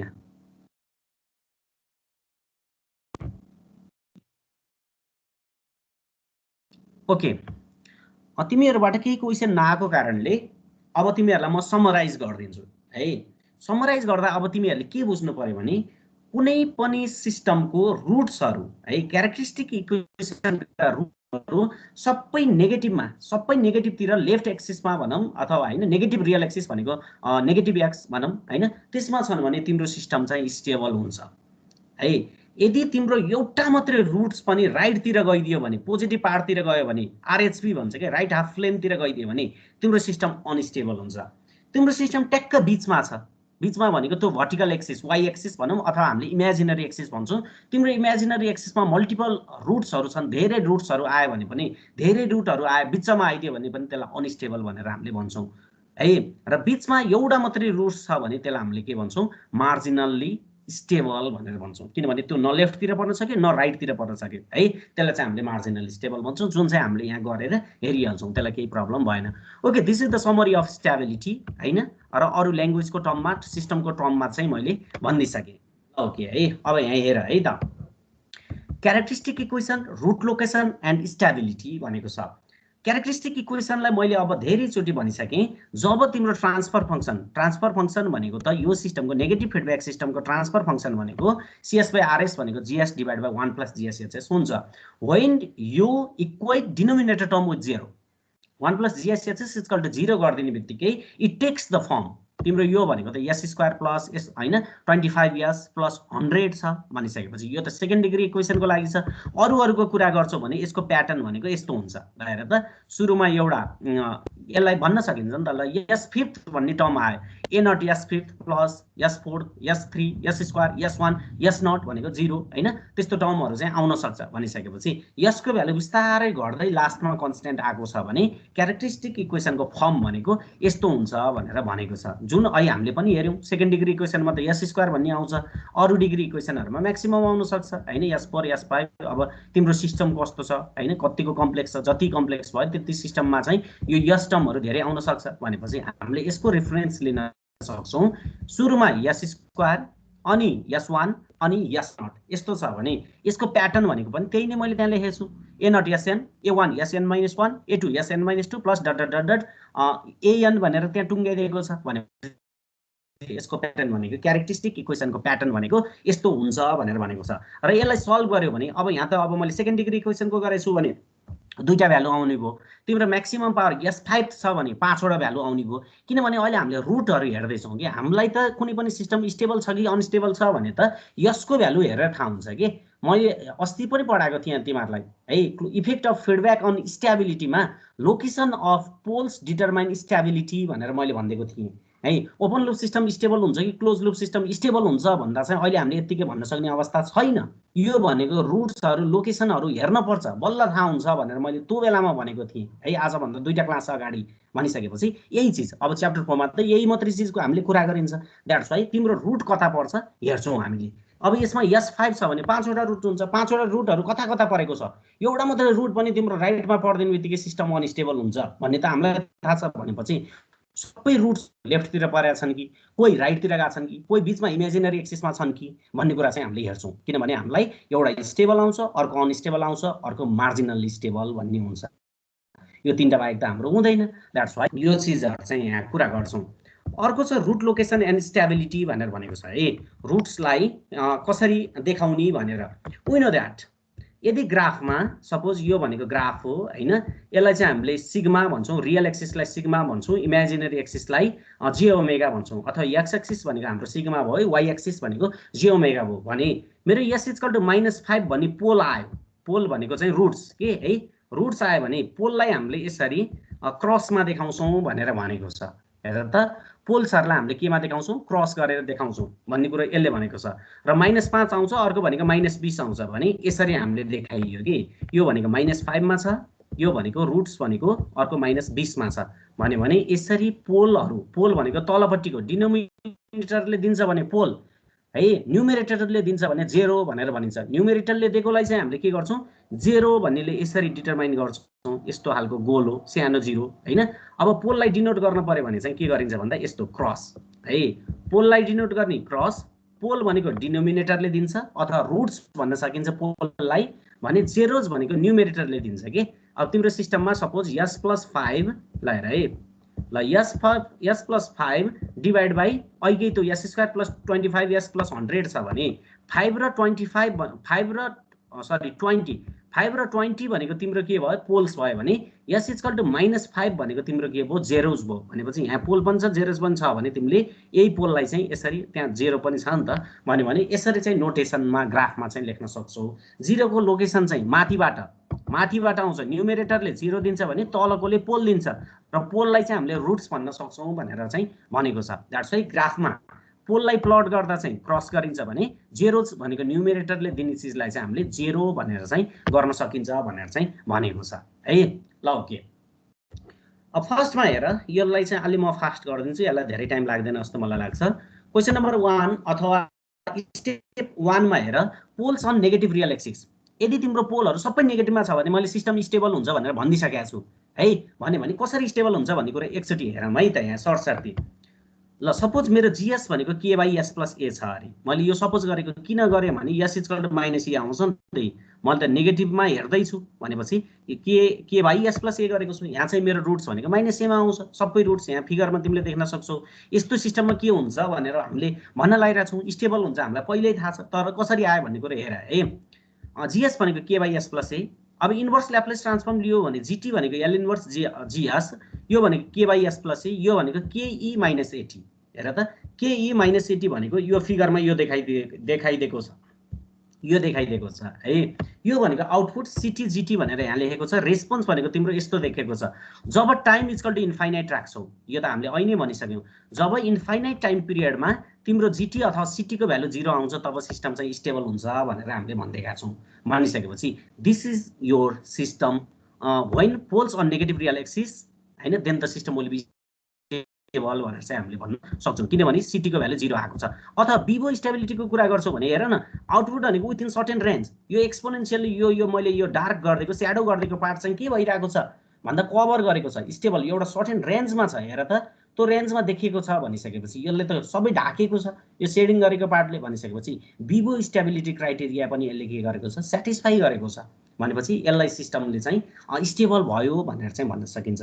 फिगर हेर्ने बित्तिकै पनि स्टेबल छ, किनभने एउटा रेन्ज यसले दिइरहेको छ रेस्पोन्सको। सिटी भनेको एउटा यो सेडिङ गरेको पार्ट देखाइदिएको छ भने म्याथमेटिकल्ली कुरा गर्छौ भने पनि for T equal to infinite time पिरियडको लागि रेस्पोन्सको भ्यालु 0 आएको छ भने स्टेबल भनेर भन्न सकिन्छ। इन्फाइनाइट आयो भने अनस्टेबल भन्न सकिन्छ, कन्स्टेन्ट आयो भने मार्जिनल्ली स्टेबल भन्न सकिन्छ भनेर पनि हामीले भनिसकेका थियौँ। द्याट्स वाइ जब रुट्सहरू नेगेटिभमा पर्छन् सिस्टम स्टेबल हुन्छ भनेर हामीले मजाले भन्न सकिन्छ भनेर पनि यहाँबाट हेर्न सक्छौँ। त्यस्तै सेकेन्डमा हेर है, अब यो हामीले इक्जाममा देखाउन त पर्दैन, जस्ट मैले तिमीहरूलाई भनिदिएको मात्रै है। जस्तो poles on positive real axis, पोजिटिभतिर आउने बित्तिकै सिस्टम अनस्टेबल भनिदिइसकेँ मैले, भनेपछि यी पोजिटिभतिर आएको छ तिम्रो यो। हेर त s - a भन्ने बित्तिकै पोल भनेको s इक्वल टु a मा पर्छ हैन, s इक्वल टु a मा पर्छ, किनभने इक्वल टु 0 गर्छौँ नि त हैन। s - a लाई इक्वल टु 0 गर्दा यो भनेको s इक्वल टु a हुन्छ, a भनेको पोजिटिभ, a भनेको यतातिर पर्यो भनेपछि अब इन्भर्स ल्याप्लेस ट्रान्सफर्म लिउँ यसलाई। जीटी भनेको यस्तो आयो, k/s - a भनेको ke at आयो। ल ke at लाई तिमीले ग्राफमा प्लट गर्छौ भने यस्तो आयो भनेपछि यो बाउन्डेड छैन, सिधै भन्न सकिन्छ। यसले त स्पेस त कति गान्छ कति, यो त जति माथि गयो यसको स्पेस भनेको जति पनि हो। अब कतातिर स्याडिङ गर्ने, यसले त बाउन्डेड आउटपुट त दिएको छैन, कतातिर दिएको छ त, यसले दिएको छैन नि त। यहाँ त जति पनि हुनसक्छ भनिसकेपछि फिगर हेर्ने बित्तिकै यसको रेस्पोन्स चाहिँ बाउन्डेड छैन, द्याट्स वाइ अनस्टेबल। अथवा त्यही चिजमा केइएटीमा टीको पावर इन्फाइनाइट हालिदियो भने, टी इक्वल टु इन्फाइनाइट हालिदियो भने जीटी इक्वल टु इन्फाइनाइट आयो भनेपछि इन्फाइनाइट आउँदा सिस्टम अनस्टेबल हुन्छ। हामीले दुईटा चिज प्रुभ गरिदिइसक्यौँ, राइटतिर पर्छ भने अनस्टेबल, लेफ्टतिर पर्छ भने स्टेबल। अब एउटा मात्रै पोल छ बिचरा ओरिजिनमा, ल हेर है, एउटा मात्रै पोल छ ओरिजिनमा भनेको के बाई यस। यस्तो गर्दा त यो यसले त ओरिजिनमा दिन्छ यस इक्वल टु 0 हैन, यस इक्वल टु 0 भनिसकेपछि यस इक्वल टु 0 पोलमा छ भने यसलाई हामीले यसरी गरेका छौँ, पोललाई ट्याक्क ओरिजिनमा राखिदिएका छौँ। अब यसलाई इन्भर्स ल्याप्लेस ट्रान्सफर्म हेर, जीटी भनेको एल इन्भर्स जीएस भनेको यसलाई गर्यो भने के भन्ने आयो। जब जीटीको भ्यालु एउटा कन्स्ट्यान्ट आउँछ, जीटीको भ्यालु कन्स्ट्यान्ट आउँछ त्यसलाई हामीले के भन्छौँ, मार्जिनल्ली स्टेबल भनेर चाहिँ भन्न सक्छौँ, मार्जिनल्ली स्टेबल भन्न सक्छौँ, किनभने यो हामीले प्रुभ गरिसक्यौँ। अब यसलाई फिगरमा हेर्छौँ भने it depends upon the value of के को भ्यालु भनेको एउटा कन्स्ट्यान्ट हो हैन, यो के भ्यालु भनेको कन्स्ट्यान्ट हो भनिसकेपछि यो अब जे पनि हुन सक्यो, के स्टेबल पनि हुन सक्यो, अनस्टेबल पनि हुन सक्यो है। त्यो भएको कारणले चाहिँ यसलाई हामीले के भन्छौँ, मार्जिनल्ली स्टेबल भनेर चाहिँ यस्तो केसमा चाहिँ हामीले भन्न सक्छौँ, किनभने यो न बाउन्डेड छ न अनबाउन्डेड छ हैन। अब यसलाई हल्का तल भइदिएको भए, यस्तो मात्रै भइदिएको भए यो बाउन्डेड हुन्थ्यो, अब माथि गइदिएको भए अनबाउन्डेड हुन्थ्यो भनिसकेपछि हामीलाई यो ट्याक्क बिचमा छ कि बिचको स्टेजमा छ भनिसकेपछि यसलाई हामीले मार्जिनल्ली स्टेबल भनेर चाहिँ भन्न सकिन्छ भन्ने कुरो पनि यसले गरेको छ। त्यस्तै मल्टिपल पोल एट ओरिजिन, यदि धेरै पोलहरू ओरिजिनमा छन् भने मैले भनेको थिएँ यो एक्सिसमा मल्टिपल पोल आउने बित्तिकै सिस्टम अनस्टेबल हुन्छ भनेर। ल हेर है, मल्टिपल पोल्स भनेको के बाई एस स्क्वायर भनेको दुईटा पोल ओरिजिनमा छ, किनभने तलको डिनोमिनेटरलाई इक्वल टु 0 गर्यो भने यसको भ्यालु दुईटा 0 आउँछ, एउटा एस इक्वल टु 0 अर्को पनि एस इक्वल टु 0 भनेपछि यहाँ मल्टिपल पोल छ है। यहाँ तिमीले राम्रोसँग हेऱ्यौ भने मैले एउटा मात्रै क्रस गरेको छैन, यहाँ दुईटा भएको कारणले अर्को क्रस पनि छ, यस्तो एस्ट्रिक बनेको छ है। मल्टिपल पोल भन्ने बुझ्नुपर्छ, दुईटा अब एस्ट्रिक भन्दा बढी त हामीले बनाउन सकिँदैन, तैपनि यस्तो एस्ट्रिक दियो भने यहाँ पोल मल्टिपल छ, दुईटा वा दुई भन्दा बढी छ भन्ने चाहिँ बुझ्नु पर्यो। एउटा मात्रै देखाउने हो भने बल्ल क्रस गर्ने हो, दुई या दुई भन्दा बढी देखायो भने चाहिँ एस्ट्रिक गर्नु पर्यो है। त्यो कुराहरू पनि हामी पछि पछि भन्दै आउँछौँ। अब यसलाई इन्भर्स ल्याप्लेस ट्रान्सफर्म लियो भने ल्याप्लेस इन्भर्स के बाई एस स्क्वायर भयो भने केटी है, किनभने र्याम्प फङ्सन देखाइरहेको छ, केटी भनेको त र्याम्प फङ्सन हो। यसलाई ग्राफमा हेर्छौँ भने हेर त, केटी भनेको यस्तो टाइप्सको एउटा र्याम्प फङ्सन यहाँ आइरहेको छ, यो भनेको न बाउन्डेड छ न अनबाउन्डेड छ। हेर त यस्तो टाइपको हामीले यो देख्न सक्छौँ, भनेको बाउन्डेड त छँदै छैन। That's why when t equal to infinite, टीलाई इन्फाइनाइट पनि राखिदियो भने रेस्पोन्स चाहिँ इन्फाइनाइटै आएको छ। That's why the system is के, द सिस्टम इज अनस्टेबल भन्छौँ। माथिको केसमा जीटी भनेको त के आएको थियो नि त, यहाँ त टाइमसँग मतलबै छैन उसलाई, त्यो भएर मार्जिनल्ली स्टेबल भयो है। टाइमसँग ऊ मतलबै छैन, आउटपुट भनेको कन्स्ट्यान्ट आइदिएको छ, त्यो भएर स्टेबल हुन सक्छ अनस्टेबल हुन सक्छ भन्ने हो। अब यो केस त टोटल्ली र्याम्पमा डिपेन्ड भइरहेको छ, केटीमा डिपेन्ड भइरहेको छ भनेपछि टीको भ्यालु इन्फाइनाइट हुँदा जीटीको भ्यालु पनि इन्फाइनाइट हुन्छ भने अनस्टेबल है। हामीलाई के थाहा छ भने जीटीको भ्यालु 0 भयो भने स्टेबल, इन्फाइनाइट आयो भने अनस्टेबल, टाइमसँग डिपेन्डै छैन अथवा कन्स्ट्यान्ट आउँछ भने मार्जिनल्ली स्टेबल भनेर चाहिँ हामी भन्न सकिन्छ है। हेर्दै जाउँ। अर्को भनेको complex pole in left half plane. अब हामी हल्का कम्प्लेक्सको कुरा गरौँ भनेको इमेजिनरी टर्म पनि आउने के, कहिलेकाहीँ हामीले सल्भ गर्दा अब विभिन्न आउन सक्छ नि त, S square plus 5s plus 9 हैन। अब यसलाई सल्भ गर्यो भने अब यहाँ त कम्प्लेक्स आउँछ, 5s प्लस 9 गरिदियो भने अब यसले एक्ज्याक्ट भ्यालु त दिँदैन हैन, कम्प्लेक्समा इमेजिनरीमा तिम्रो भ्यालु आउँछ भनेपछि सपोज यस्तो छ अरे भनिसकेपछि अब गर्नु पर्यो, तिमीले त यहाँ छुट्याउँछौ हैन। जीएस भनेको एउटा दुईटा भ्यालु आउँछ, यहाँ त एउटा अब भनौँ न यसलाई तिमीले क्यालकुलेटरमा हान्यौ भने पनि दुईटा भ्यालु आउँछ भनिसकेपछि एउटा सपोज -1 प्लस अल्फा जे यो छ हैन, माइनस अल्फा प्लस जे ओमेगा छ, अर्को माइनस अल्फा माइनस जे ओमेगा छ। जस्तो भए पनि एन्सर फेरि के हुन्छ, एउटाको मिररतिर आउँछ है। तिमीहरूले विचार गरेको छ होला, यस्ता चिजहरूको एन्सर भनेको एउटाको मिरर, मिरर भनेको प्लसको ठाउँमा माइनस हुन्छ, त्यति मात्रै फरक हो, अरू केही पनि हुँदैन। त्यही भएर तिमीहरूको क्यालकुलेटरले एन्सर दिने बेलामा पनि जस्तो माइनस, यो इक्जाम्पल मात्रै भनेको के, यस्तो फर्ममा आउँछ के है। तिमीहरूले यस्तो गर्यो भने यो कम्प्लेक्स भनेको यस्तो फर्ममा एन्सरहरू चाहिँ आइरहेको हुन्छ। यसको मिनिङ के हो भने एउटा प्लस अर्को माइनस। तिमीले ग्राफमा हाल्यौ भने एउटा यतातिर हुन्छ भने अर्को यतातिर हुन्छ है, यो इमेजिनरी रुट्सहरू आएको खण्डमा। यो भयो भने अब के हुने भयो भन्दा हेर त, यसलाई चाहिँ तिम्रो रुट्सहरू दुई ठाउँमा आयो, यस्तो ठाउँमा आयो, भनेपछि अब यसलाई हामीले के गर्न पर्यो भन्दा इन्भर्स ल्याप्लेस ट्रान्सफर्म लिन पर्यो। इन्भर्स ल्याप्लेस ट्रान्सफर्म लिएको म यहाँ देखाउँछु। ल जीटी भनेको दुईटालाई त्यसरी छुट्याइदिएको छौ। जीटीलाई छुट्याउँदा इन्भर्स ल्याप्लेस ट्रान्सफर्म भनेको यस्तो आएको छ, जुन भनेको 2ke minus 80 cos omega T आइरहेको छ है। ke minus 80 cos omega T आइरहेको छ है। यहाँ दुईटा सिग्नलहरू, एउटा cos वेभ, अर्को चाहिँ एक्सपोनेन्शियल वेभहरू चाहिँ ऊ भइरहेको छ, यहाँ मोडुलेसन भइरहेको छ। अब यो भनेको कतिको बुझ्छ, दुईटा वेभ्सहरू चाहिँ सुपर इम्पोज भएको छ भन्ने बुझ है। सुपर इम्पोज भइरहेको छ भनिसकेपछि तिम्रो रेस्पोन्स भनेको यहाँ दुईटैलाई मिल्ने गरेर आइरहेको छ के। यसले चाहिँ एक्सपोनेन्शियल दिइरहेको छ भने कस वेभले चाहिँ यस्तो प्याटर्न दिन्छ यो हामीलाई।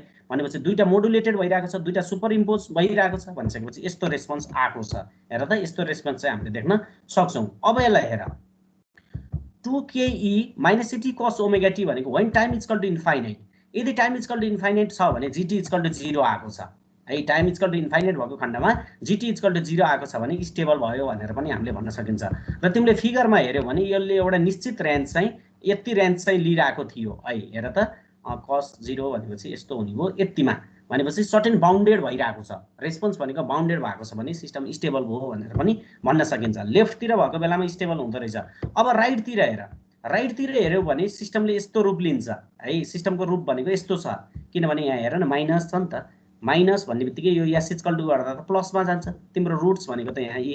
अब जस्तो यसलाई लेख्न पर्यो भने के हुने भयो भन्दा यस माइनस अल्फा माइनस जी ओमेगा हुन पर्यो।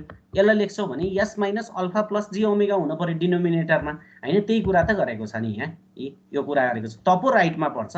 फेरि यसमा प्लस भनिदियो भने त, यसमा प्लस भनिदियो भने त अल्फा त नेगेटिभतिर जान्छ। नेगेटिभतिर पर्ने बित्तिकै रुट त सबै नेगेटिभतिर जान्छ हैन। अहिले त हामीले राइटको हेर्दैछौँ भने अल्फा तिम्रो प्याटर्न भनेको त यस्तो हुनु पर्यो नि त हैन। तिम्रो प्याटर्न भनेको रुट्सको प्याटर्न भनेको त राइटतिर पर्ने हो भने त, राइटतिर पर्ने भने त तिम्रो रुट्सको प्याटर्न भनेको यस्तो हुनु पर्यो, यो हुनु पर्यो। यो भनेको यस इक्वल टु हुनु पर्यो। भनेपछि राइटमा हेर्ने हो भने तिम्रो एउटा भनेको यस माइनस अल्फा माइनस जी ओमेगा आउनु पर्यो, अर्को भनेको यस माइनस अल्फा प्लस जी ओमेगा आउनु पर्यो। त्यही त लेखेको छ नि यहाँ है। र यसलाई इन्भर्स ल्याप्लेस ट्रान्सफर्म लियो भने 2ke80 भन्ने छ। अब टाइम इक्वल टु इन्फाइनाइट राखिदेऊ त। टाइम इक्वल टु इन्फाइनाइट राखिदिने बित्तिकै जीटीको भ्यालु इन्फाइनाइट आउँछ। अथवा यो ग्राफमा हेर्छौ भने बाउन्डेड भइरहेको चिज हेर त, यसरी गइरहेको छ। यो कतिसम्म जाने थाहा छैन भनेपछि अनबाउन्डेड भएको छ। That's why the system is unstable भनेर पनि भन्न सकिन्छ। अब हामी अन्तिम चरणतिर छौँ भनेपछि पोल्स इन इमेजिनरी एक्सिस। यदि इमेजिनरी एक्सिसमा छ भने के हुन्छ हेर है। इमेजिनरी एक्सिसमा यहाँ एउटा यस्तो छ अरे, यहाँ एउटा यस्तो छ अरे है। दुईटा पोल्सहरू यस्तो छ अरे भनेपछि एउटा प्लस जी ओमेगामा छ, अर्को माइनस जी ओमेगामा छ। दुईटा मैले यस्तो लिइरहेको छु। Multiple poles on imaginary axis भन्यो भने यसलाई इन्भर्स ल्याप्लेस ट्रान्सफर्म लियो भने तिम्रो 2k cos ओमेगा टी छ। यसमा when t equal to infinite, when t equal to infinite g t equal to के आइरहेको छ, इन्फाइनाइट आइरहेको छ भनिसकेपछि यस्तो सिस्टमलाई पनि हामीले के भन्छौँ, अनस्टेबल सिस्टम भन्छौँ। किनभने यो कस वेभ यहाँ आइरहेको छ। यो कस वेभ भनेको कतिसम्म जाने त, कति टाइमसम्म जाने भन्ने यसलाई फिक्स छैन। द्याट्स वाइ यसलाई हामीले के भन्न सक्छौँ, अनस्टेबल भनेर चाहिँ भन्न सक्छौँ। भनेपछि दुईटा पोल्सहरू इमेजिनरी एक्सिसमा धेरैभन्दा धेरै आयो भने पनि सिस्टम अनस्टेबल हुँदो रहेछ भनेर चाहिँ हामीले थाहा पाइरहेका छौँ। भने सकियो क्या, यो सकिएछ भनेपछि समरी। अब हामीले यत्रो गऱ्यौँ, यो जस्ट देखाएको मात्रै हो मैले तिमीहरूलाई। अब मैले समरी भनिदिइसकेँ। रुट्स इन एलएचपी, तिम्रो रुट्सहरू लेफ्ट हाफ प्लेनमा मात्रै आउँछ भने आँखा चिम्लेर स्टेबल है। At least one root in RHP, एउटा रुट मात्रै तिम्रो राइटमा देख्ने बित्तिकै तिम्रो सिस्टम अनस्टेबल है। 11वटा थियो, 10वटा लेफ्टमा छ, एउटा राइटमा छ भने पनि system unstable. Multiple pole on imaginary axis, imaginary एक्सिसमा मल्टिपल धेरैभन्दा धेरै, दुई वा दुईभन्दा बढी पोलहरू देख्ने बित्तिकै अनस्टेबल। एउटा मात्रै देख्छौ भने मार्जिनल्ली स्टेबल भनेर चाहिँ यसरी चाहिँ यो समरी अहिलेसम्म पढेको भनेको यति समरी, यो 4वटा समरी चाहिँ तिमीहरूले थाहा पाउनु पर्यो। यसरी चाहिँ हामीले सिस्टम स्टेबल हुन्छ कि हुँदैन भनेर लोकेसन अफ पोल्स हेरेर चाहिँ थाहा पाउन सकिन्छ।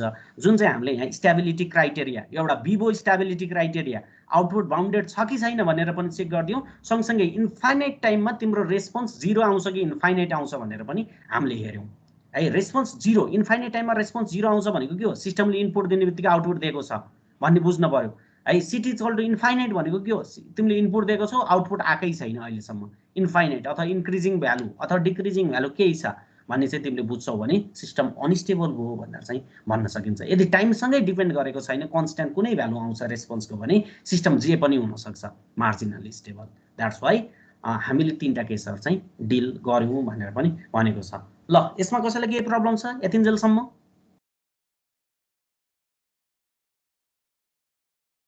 प्रभात बास्कोटा हजुर सर। के प्रब्लम छ राजा तिम्रो? छैन सर। ए यो तिम्रै फोटो हो यो प्रभात बास्कोटाको यो डीपी मा यो उसमा भएको? हो सर मेरो। ए ल ल ल ए एकदम खतरा देखिएको छ। एउटा त्यो हाम्रो थियो नि आइरा हुन्थ्यो नि फेसबुकतिर एउटा पुलचोकको एउटा इन्जिनियर आइरा हुन्छ है। अब तिमीहरूले कतिको अब फेसबुकमा फलो गरेको छ के हो त्यसको नाम त मैले एक्ज्याक्ट बिर्सिएँ, तर अनुहार चाहिँ ट्याक्कै त्यस्तो देखिँदो रहेछ तिम्रो है। तिमीहरूले बुझ्यो होला सायद। ओके केही भएन, यो रमाइलो गफ भयो एकछिन। त्यस्तै कति टाइम भयो हाम्रो? कति टाइम भयो यो सर? 1:50। हाम्रो क्लास कति बजेसम्म हो खास? 2:25 होला सर। ए ल ठिक छ हामीसँग इनफ टाइम रहेछ है। त्यही त म बोले भएँ एकरो अनि मैले यहाँ त्यही त टाइम कतिसम्म भन्ने पनि थाहा भएन। ओके भनिसकेपछि यसरी सिस्टमलाई हजुर सर त्यो रुट चाहिँ इमेजिनरी एक्सिसमा आउने इक्वेसन चाहिँ कस्तो हुन्छ? इमेजिनरीमा आउने इक्वेसनहरु चाहिँ कस्तो हुन्छ भन्दा त अहिले हामीले हेरिसक्यौं त। इमेजिनरीमा आउने इक्वेसन भनेको जस्ट यस्तो, ल यही भनिहाल्यो मैले देखाइदिइहालेँ। इमेजिनरीमा आएको इक्वेसनहरु भनेको यही छ त, कता हो इ इक्वेसन भनेको यही त आयो नि।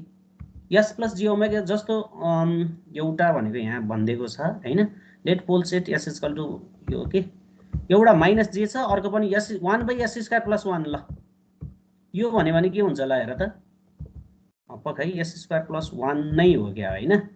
1/s² + 1 भयो भने के हो नि भो? s को भ्यालु त +- j हुन्छ नि त। +- j भनेको हेर त एउटा माथि छ अर्को तल छ हैन र। हामीले बच्चामा यो क्याल्कुलेसन यस्तो हुँदैन भनेर पढेका थियौं नि, तर यो त इमेजिनरी भ्यालु हुन्छ है। s² + 1 ले दिने s को भ्यालु के हो भन त तिमीले? s² + 1 = 0 भयो भने s को भ्यालु के आउँछ? माइनस त्यो इमेजिनरी आउँछ सर। एउटा +j आउँछ अर्को -j आउँछ भनिसकेपछि इमेजिनरीमा तिमीले भनेको क्वेसनहरु पायो होला। भनेपछि s² + जतिसुकै होस्, अथवा s क्यूब भनिदिउँ न ल। s क्यूब + 1 भने पनि कुरो त्यही नै हो हैन। हामीले अथवा जतिसुकै होस्, अब 3टा छ भने 3टै भ्यालु आउँछ, 10वटा छ भने 10वटै भ्यालु आउँछ। यस्तो टाइप्सको क्वेसनहरु चाहिँ आउँछ जुन हामीले रियलमा क्याल्कुलेसन गर्न सकिदैन है। ल यहाँ अल्गोरिदम छ, यो एकदम ध्यान दिएर सुन हैन। यो ध्यान दिएर सुनेको खण्डमा चाहिँ यो च्याप्टर चाहिँ मज्जाले one of the easiest subject easiest chapter भनेर मैले भनेको थिएँ। 8 मार्क्स ल्याउनको लागि एकदमै सजिलो छ है। पास फेल बनाउनलाई ठुलो महत्त्व खेल्छ यसले। ल अर्को छ RH क्राइटेरिया। सुन है ध्यान दिएर एकदम आयो। अब हिरोको इन्ट्री भयो अब है। यही हो, तिमीहरूले अब क्वेसन हेरेको छ भने RH स्टेबिलिटी क्राइटेरिया भन्ने एकदम देखेको छ है।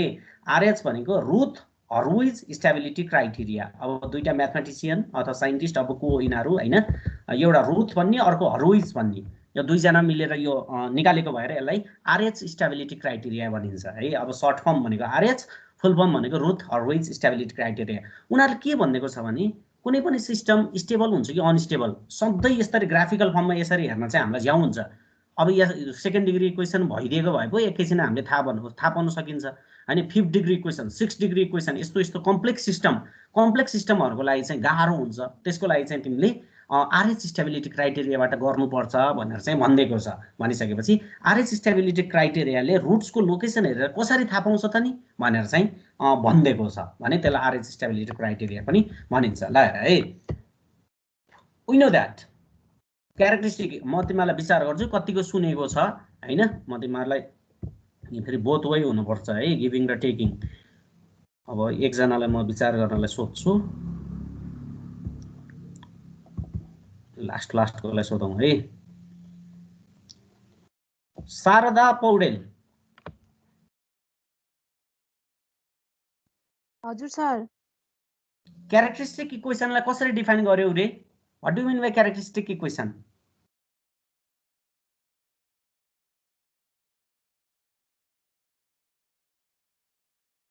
म्युट छ है तिम्रो। What do you mean by characteristic equation? अहिले मैले न्युमेरिकलमा पनि क्यारेक्टरिस्टिक इक्वेसन भने, अहिले पनि भनेछु। त्यो डिनोमिनेटरलाई 0 सँग गरेर चाहिँ अनि ल डिनोमिनेटरलाई 0 सँग इक्वल गर्यौ भने त्यो चाहिँ क्यारेक्टरिस्टिक इक्वेसन हुन्छ भनेर भन्यो। पर्फेक्ट एन्सर आयो। शशाङ्क घिमिरे, शशाङ्क म्युट छ है तिम्रो। शशाङ्क शशाङ्क छैन भन्ने मैले बुझेँ र मैले नाम पनि टिपेँ। केही छ भने च्याटमा लेख, केही प्रब्लम छ भने है, होइन भने यस्तो गर्न पाइँदैन। सदीप खड्का, हजुर सर। शारदा पौडेलले के भन्यो भने क्यारेक्टरिस्टिक इक्वेसन भनेको डिनोमिनेटरलाई 0 गरिदियो भने त्यसलाई क्यारेक्टरिस्टिक इक्वेसन भनिन्छ भनेर भन्यो है। उसले भनेको डिफिनेसन ठिक छ त? सेकेन्ड डिग्री इक्वेसनको डिनोमिनेटरलाई 0 गर्यो भने सेकेन्ड डिग्री इक्वेसनको डिनोमिनेटरलाई 0 गर्यो भने ल त्यो पनि केही हदसम्म ठिक छ है। अझ मलाई चित्त बुझ्ने एन्सरहरू चाहिँ आएको छैन मलाई। अब कसले हजुर 1 + r डट gs = 0 हुन्छ के अरे? अरे छैन, जीएसएचएस भन्यो भने 1 + जीएसएचएस = 0 गर्यो भने भन है। अरे छैन, 1 + जीएसएचएस लाई 0 गर्यो भने क्यारेक्टरिस्टिक इक्वेसन भन्न सकिन्छ। Okay, very good. त्यस्तै कसले भन्छ त मलाई अर्को यहाँ रुपेश भाइले भन्छ। रुपेश मानन्दर,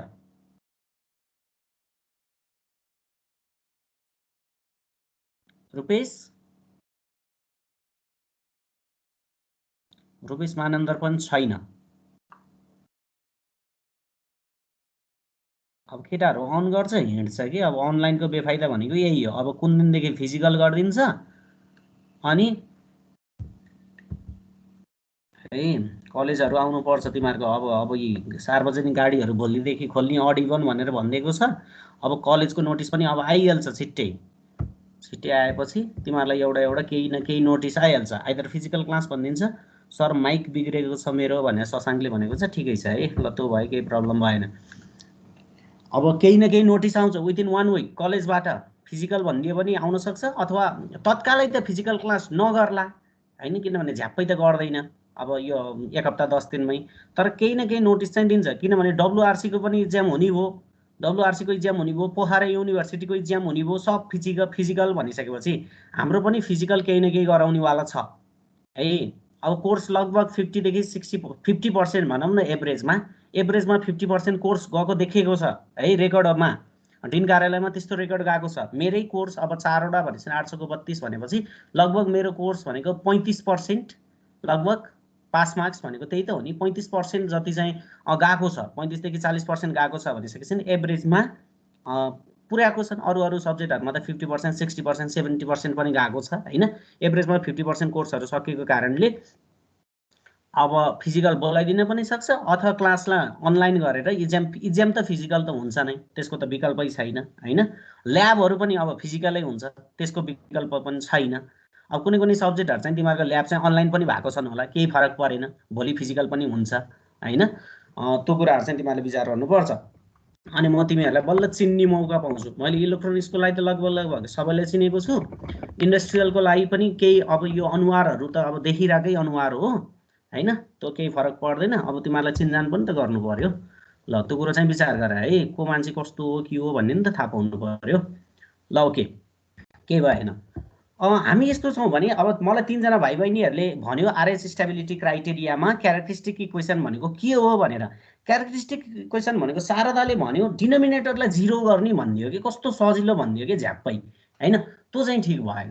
कसको डिनोमिनेटर इज इम्पोर्टेन्ट है। डिनोमिनेटर इज इक्वल टु 0 मात्रै भनेर त भएन नि त। कसको डिनोमिनेटर शारदा? सर ट्रान्सफर फंक्सनको। ट्रान्सफर फंक्सनको भन्नु पर्यो, अथवा अझ राम्रो सम्झौ भने क्लोज लूप कन्ट्रोल सिस्टमको ट्रान्सफर फंक्सनको डिनोमिनेटर इज इक्वल टु 0 भएको खण्डमा चाहिँ त्यसलाई हामीले के भन्छौं? Characteristic equation भन्छौं। अथवा अर्को भाइले पनि भने थियो ट्रान्सफर फंक्सनको डिनोमिनेटर भन्नु 1 + GSHS इज इक्वल टु 0 हो, दैट्स 1 + GS = 0 भएको खण्डमा त्यसलाई हामीले क्यारेक्टरिस्टिक इक्वेसन भन्न सक्छौँ भनेर भनेको छ। र क्यारेक्टरिस्टिक इक्वेसनबाट आएको यसको भ्यालुलाई हामीले के भन्छौँ रे? के भन्छौँ? क्यारेक्टरिस्टिक इक्वेसनमा त यसको भ्यालु दिन्छ त्यसले। त्यो यसको भ्यालुलाई हामीले के भन्छौँ? कसैले भनिदेऊ, मैले शारदालाई मात्रै भने होइन।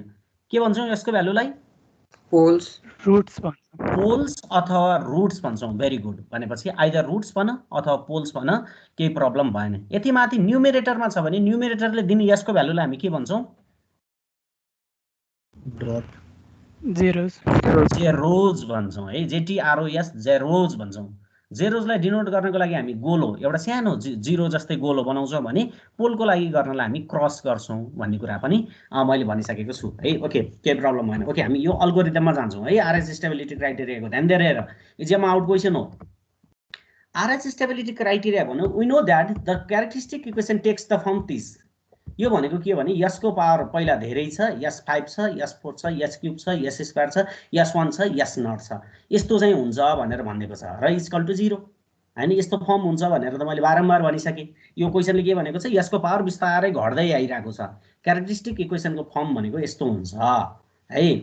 Necessary but not sufficient condition हेर है फर स्टेबिलिटी। कुनै पनि सिस्टम स्टेबल छ कि अनस्टेबल छ भनेर थाहा पाउनको लागि RH स्टेबिलिटी क्राइटेरिया तिमीले लगाउनको लागि, RH स्टेबिलिटी क्राइटेरिया तिमीले लगाउने हो भने मलाई दुईटा कुरो चाहिँ पहिला हुनपर्छ है भनेर भनिदियो। दुईटा कुरो भनेको के रहेछ भन्दा, फर्स्ट कुरो, all the coefficient of characteristic equation should have same sign, either positive अथवा नेगेटिभ। यदि मैले RH स्टेबिलिटी क्राइटेरिया लाएर स्टेबल छ कि अनस्टेबल छ भनेर मैले चेक गर्न लागेको छु भने मेरो कोफिसिएन्टहरु अहिलेको भने नि यसको पावर 5, यसको power 4, S³, S², S1, S0 यी सबैको कोफिसिएन्टको के हुन पर्छ रे भन्दा के भन्छ, साइन चाहिँ सेम हुनु पर्छ, आइदर पोजिटिभ अर नेगेटिभ है। एउटा नर्मल्ली नेगेटिभ हुँदैन, पोजिटिभ हुन्छ सबै भनिसकेपछि धेरै जसो पोजिटिभ हुन्छ भनेर भन्दिनु पर्यो। सबै कोफिसिएन्टको सिम्बल चाहिँ के हुनु पर्यो, पोजिटिभ हुनु पर्यो भनेर, अथवा सेम साइन हुनु पर्यो भनेर चाहिँ भनिदिएको छ। बल्ल म RH स्टेबिलिटी क्राइटेरिया लगाइदिन सक्छु। दोस्रो भनेको के भनेको छ ल हेर, there should be no missing term.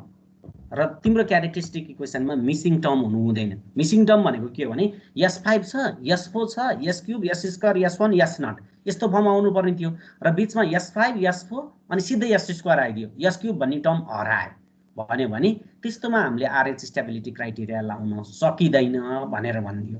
किन सकिदैन भन्दा यदि क्यारेक्टरिस्टिक इक्वेसनमा कुनै टर्म मिसिङ छ अथवा कोफिसिएन्टहरुको चाहिँ फरक साइन छ, कुनै पोजिटिभ कुनै नेगेटिभ छ भने त्यस्तो सिस्टमलाई हामीले RH स्टेबिलिटी क्राइटेरिया लाउनै पर्दैन, त्यस्तो सिस्टमहरु सिधै अनस्टेबल हुन्छन् भनेर हामी भन्न सक्छौं। That's why RH stability criteria लाउनै परेन त्यस्तोमा। That's why necessary but not sufficient condition भनेर चाहिँ उले भनिदिएको छ है। नेसेसरी भनेको यो दुईटा भएको खण्डमा कुनै पनि मिसिङ टर्म छैन, सबै टर्महरु एकदम गुड छ, सबैको साइन पोजिटिभ छ भन्यो भने हामी अझै सिस्टम स्टेबल हुन्छ कि अनस्टेबल थाहा छैन है। अब त त्यसको लागि RH स्टेबिलिटी क्राइटेरिया लाउनै हो, तर यो दुईटा क्राइटेरिया मिस कुनै एउटा नभएको खण्डमा चाहिँ सिधै सिस्टम अनस्टेबल हुन्छ भनेर चाहिँ भन्दिन सक्छौं। यो दुईटा सेटिस्फाई भएको कन्डिसनमा चाहिँ सिस्टम स्टेबल हुन्छ भन्ने ग्यारेन्टी चाहिँ हामीले दिन सक्दैनौं। त्यसको लागि RH स्टेबिलिटी क्राइटेरिया चाहिँ लाउनु पर्छ भनेर भनिएको छ।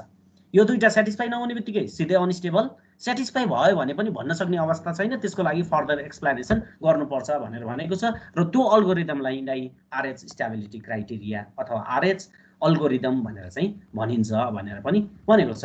Okay, what will be the process, कसरी गर्ने त हामीले भनेर भनेको छ है। यहाँ ध्यान दिएर हेर, यसलाई यो भन्दा पनि अब यहाँ A0 A1 भनेको छ, यसरी गर्दा तिमीहरुलाई झ्याउ हुन्छ। म यहाँ सिधै क्वेशनलाई नै भनिदिन्छु सिधै है। ल यहाँ अल्गोरिदम भनेको त अब यो जाने भने यो जानिहालिन्छ, ठुलो कुरो भएन है। ल यहाँ एउटा क्वेशन छ, ल हेर यो क्वेशनबाट भनिदिन्छु है अल्गोरिदमै। Okay, check whether the system is stable or not. The characteristic equation of given is S4 2S³ 6S² 4S1 = 0 भनेर भनेको छ। अब मैले भने तिमीहरुलाई यसमा कुनै टर्म मिसिङ छ भने है, मलाई कसैले भन्दियो, एकजनाले भन्दै पुग्यो मिसिङ टर्म यहाँ छ कि छैन, कुनै छैन। सबैको कोफिसिएन्ट सेम छ, छैन सर छैन सिम्बल चाहिँ सेम कोफिसिएन्टको सिम्बल किन सबै छ नि किन छैन भने तिमीहरूले सबै पोजिटिभ छ नि S4 को कोफिसिएन्ट 1 पोजिटिभ 1 SQ को coefficient 2 positive x square coefficient 6 positive s को कोफिसिएन्ट 4 पोजिटिभ 1 आफैमा पोजिटिभ भनिसकेपछि त किन छैन भन्यौ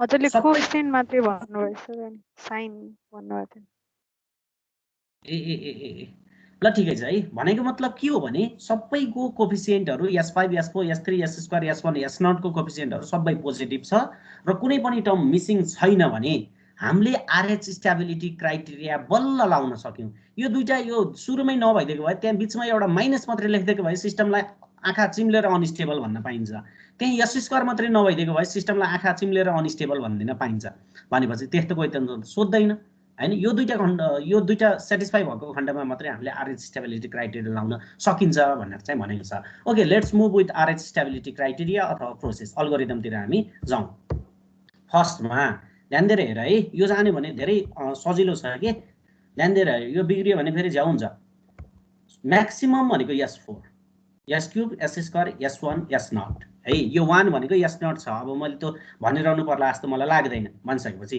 सबभन्दा ठुलो S4 त्यसपछि S3 यसरी लेख्छौ कोलममा है यसरी S4 र S3 यसरी लेख्ने चलन छ भनेपछि S4 को कोफिसिएन्टहरु कसरी लेखिन्छ भने यस तरिकै एक स्टेप छोड्दै हेर्दै जाऊ है ध्यान दिएर हेर फेरि बुझेन भने टेन्सन हुन्छ S4 को कोफिसिएन्ट 1 S4 को कोफिसिएन्ट 1 एक स्टेप छोड्देऊ S स्क्वायर को कोफिसिएन्ट 6 छ अनि लास्ट को 1 तो छँदै छ त्यस्तै माथितिर 2 4 अनि अर्को छैन भनेपछि 0 2 4 0 यसरी लेखिन्छ भनेर चाहिँ भनेको छ स्टेप 1 मा यसरी हाल्ने भनेर भनेको छ है जुन ठुलो छ एक स्टेप छोड्दै लेख्ने 1 6 1 भनेर लेख अर्को भनेको 2 4 0 भनेर लेख है यसमा केही प्रब्लम छ जस्तो मलाई लाग्दैन स्टेप 1 कसैलाई केही कन्फ्युज स्टेप 1 मा कसरी लेख्ने भन्ने कुरो एक स्टेप छोड्दै लेख्ने ठुलोबाट एक स्टेप छोड्दै लेख्ने भयो भने यो गर्न सकिन्छ स्टेप 2 मा के हो भन्दा हामीलाई के भन्छ भने हाम्रो सबभन्दा ठुलो भनेको S4 छ अब S3 यहाँ मैले लेखेको छु अब S स्क्वायर आउँछ अनि S1 आउँछ अनि S0 आउँछ भनेपछि हाम्रो काम भनेको S0 सम्म जाने हो के S0 सम्म जाने हो भने अब म जाने भनेको S स्क्वायर मा let the value of S square will be एकातिर B1 लेख्छु अर्कोतिर B2 लेख्छु है र B1 र B2 को भ्यालु कसरी निकाल्ने भनेर भन्छ अनि अर्कोचोटी C1 C2 लेख्छु अर्कोचोटी D1 D2 लेख्छु अर्कोचोटी E1 E2 लेख्छु है भनेपछि हेर्दै जाऊ ल यदि त्यस्तो गर्ने हो भने B1 को भ्यालु के हुन्छ अरे भन्दा B1 को भ्यालु के हुन्छ अरे भन्दा म यतै जान पर्यो यहाँ डाइरेक्ट लेखेको रहेनछ B1 को भ्यालु भनेको यहाँबाट what will be the value of B1 भनेर यहाँ भनेको छ यो B1 को भ्यालु भनेको कसरी लेख्ने हेर है यो इम्पोर्टेन्ट B1 इक्वल टु ध्यान दिएर हेर है B1 इक्वल टु माइनस सधैँ माइनस आँखा चिम्लेर माइनस 1 आँखा चिम्लेर यति लेखिहाल्ने डिभाइड बाई आफू भन्दा जस्ट माथि के छ B1 को माथि के छ भन्न त B1 को जस्ट माथि के छ 2 गुड डिटर्मिनेन्ट भनेको B1 को लागि गर्दै छौ भने यो दुईटाको डिटर्मिनेन्ट है 1 2 6 4 यसको डिटर्मिनेन्ट अब डिटर्मिनेन्ट निकाल्न मैले सिकाइरहनु पर्छ जस्तो मलाई लाग्दैन भनिसकेपछि यसको भ्यालु कति आउँछ भन्ने हो त ल एनीवन 1624 को डिटर्मिनेन्ट त्यसले -1/2 लाई मल्टिप्लाई गर्नु पर्यो 4 भनेको छ लामा भाइले हेरौं है 4 1 4 6 2 12 भनेपछि -8 डिभाइड बाइ -2 भनेको 4 पोजिटिभ ओके भेरी गुड भनेपछि B1 को भ्यालु हामीले यसरी निकाल्छौं ध्यान दिएर हेर है कसरी गरियो भने -1 डिभाइड बाइ यो 1 भनेको एकदम यो सबैको लागि 1 हो है यो माथि 1 आको भएर 1 भएको हैन -1 डिभाइड बाइ 2 भनेको चाहिँ आफू भन्दा माथिको 2 अनि 1 2 6 4 को चाहिँ डिटर्मिनेन्ट है त्यस्तै B2 भनेको हेर है B2 भनेको के हुने भयो यही प्याटर्नले भन्दा त B2 भनेको कति हुन्छ एकजनाले भन्देऊ लामा भाइले भन्देऊ ल B2 को भ्यालु के हुन्छ यही तरिकाले भन्ने हो भने -1/4 -1/4 -1/4 अनि कसको डिटर्मिनेन्ट चाहिँ 6140 डिटर्मिनेन्ट 6410 ल ठिकै छ है ल ओके हाम्रो बहिनीले पनि भाइले पनि लगभग एउटै एन्सर दियो हैन केही प्रब्लम भएन तर दुईटैले दिएको चाहिँ के भएको छ भन्दा हाम्रो अब मैले सिकाउनै त्यसरी सिकाएँ भनिसकेपछि दुईटैको चाहिँ मिस्टेक भएको छ मैले मिस्टेकै होस् भनेरै सोधेको है तिमीहरूलाई ताकि अब बिर्सिँदैन ध्यान दिएर हेर यदि त्यस्तो हुनुपर्ने हो मैले सिकाएको अल्गोरिदम अनुसार त्यस्तो हुनुपर्ने हो तर त्यस्तो चाहिँ हुँदैन यदि हामी Roma B1 B2 B3 B4 अब जतिसुकै आउँछन् त्यस्तो हो भने हामीले throughout the season throughout the B को लागि चाहिँ अब मेरो यो भनेको चाहिँ सधैँ कन्स्टेन्ट हो कि यति भनेको चाहिँ कन्स्टेन्ट हुनुपर्छ भनेपछि B2 कै कुरा गर्छौ भने पनि तिमीले लेख्ने भनेको -1 2 नै हो अगाडिपट्टि 1 2 नै हो हैन अगाडि जे लेखेको थियो यति भनेको B1 B2 B3 B4 जेसुकै आओस् B देखाए तिमीमा यो भयो र बाँकी भनेको 1 2 यो 6 4 भनेको अहिले B1 लाई थियो भने अबको बाँकी रहेको 1 0 भनेको बल्ल B2 लाई है बुझ्यो होला अब यो भनेको B2 लाई अब त यहाँ त 0 0 आउँछ 0 0 आएपछि त त्यो डिटर्मिनेन्ट निकाल्नुको अर्थ छैन त्यो भएर मैले B3 लेखिदिएको छैन कि है त्यो भयो भनेपछि मैले निकाल्ने भ्यालु भनेको B1 र B2 भनेको यसको भ्यालु कति हुन्छ -2 डिभाइड बाइ -2 भनेको 1 हुन्छ भनेर चाहिँ भनिएको छ ल यही नै हो यति जाने भने सकियो एक हिसाबले B1 को भ्यालु -1/2 1 to 6 4 अब यही नै लेख्न पर्यो B2 मा पनि मात्र 6 4 को ठाउँमा अब 1 0 B3 आउँथ्यो भने 0 0 है अब 0 0 आइसकेपछि त त्यो गर्नै परेन त्यो डिटर्मिनेन्ट 0 भएपछि सबै टर्म 0 हुँदै जान्छ भनेपछि this will be the value of B1 and B2 भनेर भनेको छ and the calculation is done in this section ल हेर त यसमा गरेको छ ल 4 आएको छ 1 आएको छ ए अब C ले क्लियर बनाउँछ हेर्दै जाऊ फेरि यो लेख्दै जानु पर्छ है स्टेप बाइ स्टेप यहाँ जसरी लेखेको छ S4 भनेको 161 थियो S3 भनेको 240 थियो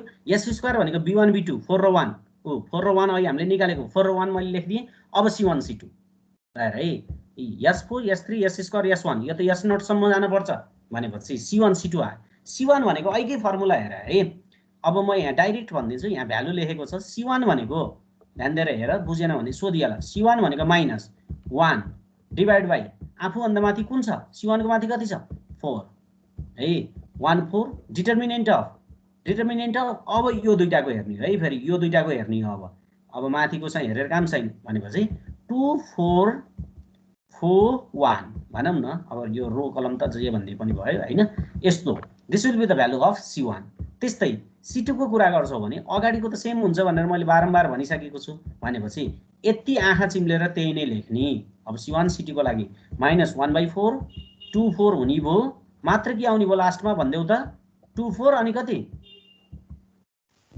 0 0 हो 2 4 भनेपछि अब्भियसली 0 0 उता केही पनि छैन ल हेर त भनेपछि यसको भ्यालु के आउने भो भन्दा 0 आउने भो 0 आउने बित्तिकै 0 भइहाल्यो भने यसको भ्यालु 3.5 आउने भो अब C2 नै 0 आइसकेपछि C3 0 लेखिरहनुको अर्थ छैन C4 लेखिरहनै परेन किनभने C2 नै 0 आइदिसक्यो त त्यही C2 पनि नलेख्ने हो के पछि तिमीलाई आँखा हेर्ने बित्तिकै C2 चाहिन्छ कि चाहिँदैन भन्ने पछि थाहा भइहाल्छ त्यस्तै म स्टेप 4 मा जान्छु 161 240 41 3.50 यस्तो आएको छ भने अब मैले D1 मात्रै लेखिदिएको छु है D2 अब्भियसली 0 हुनेवाला छ के किन हुन्छ भन्ने कुरा हेर है D1 भनेको -1 डिभाइड बाइ आफूभन्दा माथि 3.5 र डिटर्मिनेन्ट भनेको यति 4 यतिको मात्रै डिटर्मिनेन्ट भने चाहिँ 4 3.5 1 0 भएको छ 1 - 1 भनेको 1 आएको छ यदि D2 निकालिदिएको भए D2 निकालिदिएको भए त अब यहाँ 0 0 भन्ने अर्को टर्म आउनु पर्यो नि त हैन यी 4 र 3.5 अगाडिको हुन्छ 1 0 पछि त 0 0 लेख्न पर्ने हुन्छ भनिसकेपछि D2 त यो 0 0 देखि त कसले लेख्छ त नि लेख्ने चान्सै भएन भनेपछि D2 को भ्यालु अब्भियसली 0 मैले D1 मात्रै लेखेँ कसैले D2 को भ्यालु 0 निकाल्छ भने पनि नो प्रब्लम अब म S0 सम्म जान पर्ने हो नि त S0 सम्म गएँ भनेपछि मेरो क्याल्कुलेसन मेरो अल्गोरिदम चाहिँ सकिएको छ है मेरो अल्गोरिदमले कस्तो डाटाहरु निकाल्यो भन्दा ल हेर त this will be my final RH table भनेर भन्छु RH एरे भनेर चाहिँ फाइनल RH एरे भनेको मेरो यस्तो छ ल हेर है फाइनल RH एरे भनेको मेरो S4 भनेको 161 S क्यूब भनेको 240 अर्को भनेको 41 3.50 10 है र यो 1 छ नि यो पनि अहिले कुरा म भनिदिहाल्छु यो D1 को भ्यालु यो 1 भन्ने तिमीले निकालेको छ नि यो 1 अब सधैँ यसरी निकाल्नु पर्छ भन्ने छैन S0 को भ्यालु यो D1 भन्ने लास्टमा आउने भ्यालु कि सबभन्दा लास्टमा सिंगल भ्यालु आउँछ यो भ्यालु भनेको कुन हुन्छ अरे भन्दा हामीले 1 यहाँ निकालेर पनि देखाइदिसक्यौं त्यो भ्यालु भनेको क्यारेक्टरिस्टिक इक्वेसनको कन्स्टेन्ट टर्म हुन्छ भनेर भनिदिएको छ कि क्यारेक्टरिस्टिक इक्वेसनमा कन्स्टेन्ट टर्म भनेको +1 छ नि त भनेपछि त्यसलाई सिधै +1 लेखिदिए पनि हुन्छ अन्तिम भ्यालु जहिले त्यो आउनु पर्छ भनेर भन्छ त्यही भएर मैले निकालेर पनि प्रुभ गरेर पनि देखाइदिएँ हैन यी +1 आएको छ यदि डाइरेक्ट लेखिदिने हो भने पनि d1 = 1 भनेर भनिदिन सकिन्छ यदि त्यसरी लेख्ने हो भने constant term of characteristic equation भनेर पनि तिमीले स्पेसिफाई गरिदिनु पर्छ है लास्टमा आउने भनेको constant term of characteristic equation हो हैन त्यो कुरो चाहिँ बुझ्नु पर्यो अब हेर यो बन्यो काम सकियो आरएच स्टेबल आरएच उ भनेको यही नै हो सबै मात्र अब तिम्रो अल्गोरिदममा a1 a2 b1 b2 c1 c2 यस्तो भन्देको छ केही ठुलो कुरो भएन भने अब आरएचले के भन्छ रुथ हर्विजले के भन्छ रुथ हर्विजले के भन्छ भने यदि यस्तो छ भने तिमीले फर्स्ट कोलम लिऊ भनेर भन्छ this will be your first column है यो चाहिँ फर्स्ट कोलम भनेर भन्छ अब यस्तो फाइनल आरएच एरिया आइसकेपछि फर्स्ट कोलम ल्याऊ भन्छ फर्स्ट कोलम मैले लिएँ सुन है फर्स्ट कोलम मैले लिएँ फर्स्ट कोलममा सबैको कोफिसिएन्ट के छ सबै त्यहाँ नम्बरको कोफिसिएन्टहरु एउटै साइनको छ कि फरक साइनको छ हेर त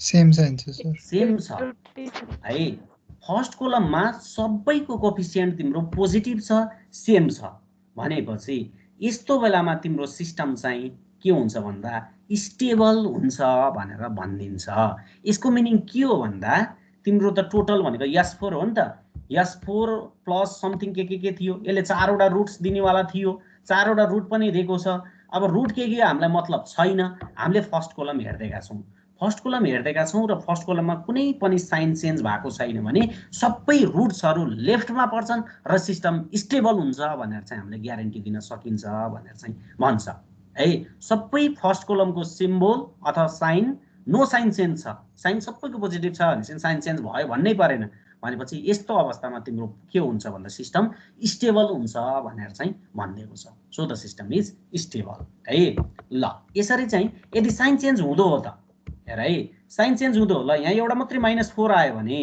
-4 आइदियो भने द सिस्टम इज अनस्टेबल भनेर हामी भन्न सक्छौं सिधै है ठुलठुलो क्वेशनको लागि भनेपछि यदि फर्स्ट कोलममा साइन चेन्ज हुन्छ भने अनस्टेबल सबैको साइन सेम हुन्छ भने स्टेबल भनेर चाहिँ भनिदिन्छ जुन कुरो तिम्रो अल्गोरिदममा यहाँ कन्सेप्ट भनेर चाहिँ लेखिएको छ ल हेर if same sign in first column सबैको सेम छ भने सिस्टम इज स्टेबल हामीले स्टेबल भनेर प्रुभ गर्दै सक्यौं इफ साइन चेन्ज भनेको पोजिटिभ नेगेटिभ यस्तो आइदियो भने त्यो सिस्टम चाहिँ अनस्टेबल है त्यो सिस्टम चाहिँ के हुन्छ अनस्टेबल हुन्छ भनेर भनेको छ र कतिवटा साइन चेन्ज भएको छ त्यतिवटा रुट्स चाहिँ राइट हाफमा पर्छन् भनेर भनेको छ जतिवटा साइन चेन्ज त्यतिवटा रुट्स राइट हाफमा रुट्स पर्ने बित्तिकै सिस्टम अनस्टेबल भनेर चाहिँ हामीले भनिदिन सक्छौं जस्तो यही केसमा हेरौँ है त यही केसमा -4 भएको भए कतिवटा साइन चेन्ज भयो भन्देऊ त यही केसमा -4 आएको भए सिस्टम अनस्टेबल हुन्छ हामीले सिधै भन्दियौं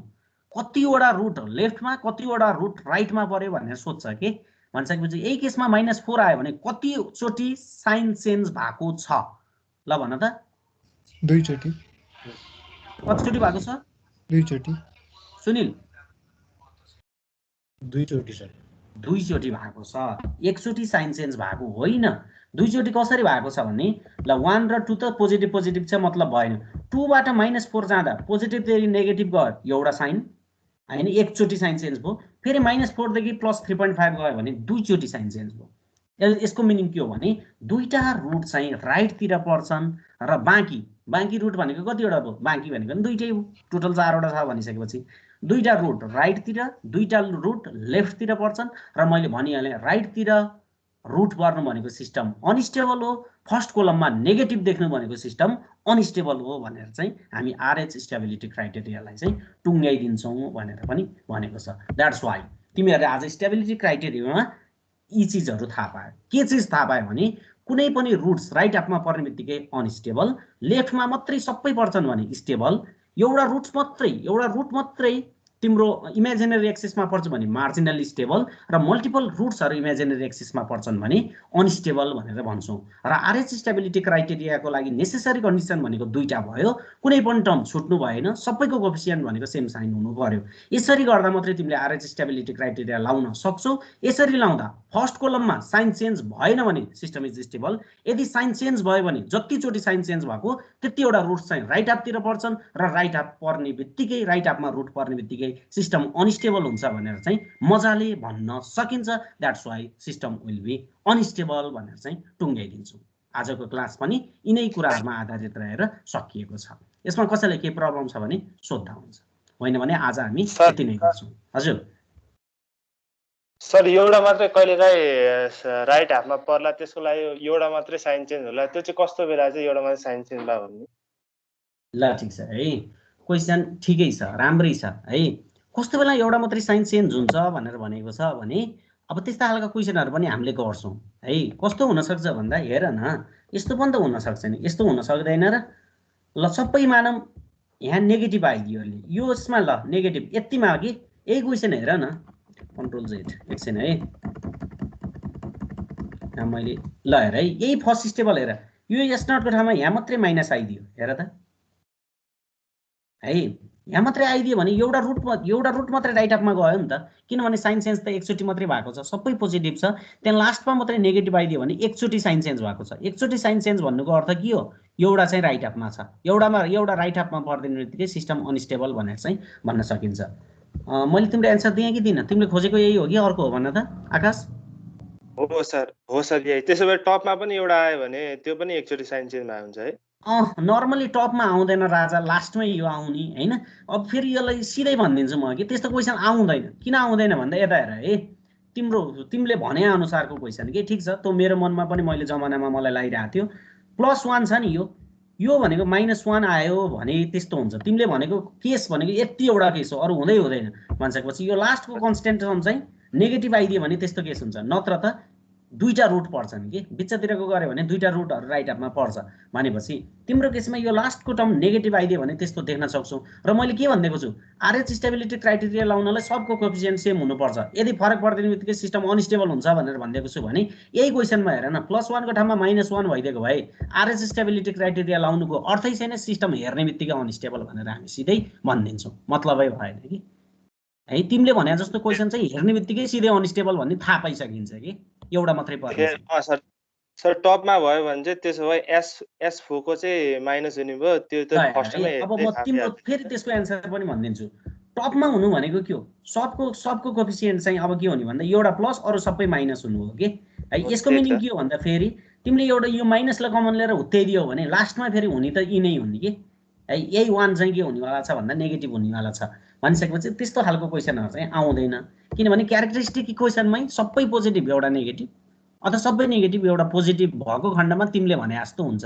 त्यो भनेको कोएफिसिएन्ट को सबैको सेम साइन हुनुपर्ने थियो। नदेख्ने बित्तिकै सिस्टम अनस्टेबल फर्दर काम गर्नै परेन कि सिधै अनस्टेबल हुन्छ भनेर चाहिँ भनिदिन सकिन्छ। त्यस्तो हाल है, बरु 2-4वटा यस्तो रुट्स चाहिँ राइट हाफमा कति पर्छ भनेर पत्याउन सकिँदैन, थाहा पाउन सकिँदैन, पत्ता लगाउन सकिँदैन। जस्तो मेरो यही क्वेसनमा हेर न, यो क्वेसनमा राइटतिर कति पर्छ भनेर त थाहा थिएन नि त हैन। भनिसकेपछि सबै पोजिटिभ हुँदै पनि कहिलेकाहीँ राइटतिर धेरैहरू पर्न सक्छन्। त्यसको लागि नै आरएच स्टेबिलिटी क्राइटेरिया आयो हैन। त्यसरी चाहिँ हामीले पत्ता लगाउन सकिन्छ भनेर भन्छ। ओके आकाश, तिमीले आफ्नो एन्सर पायौ? त्यही त मैले भनेको प्रब्लममा चाहिँ अब फर्स्टमै थाहा हुने भयो हैन। सुरुमै के क्यारेक्टरिस्टिक इक्वेसनमा तिमीले भने जस्तो हुनलाई साइन चेन्ज हुनै पर्छ, नत्र कुनै पनि पोसिबिलिटी छैन है। त्यो भनेको हेर्ने बित्तिकै थाहा भइहाल्यो। हजुर बुझे। ओके, अरु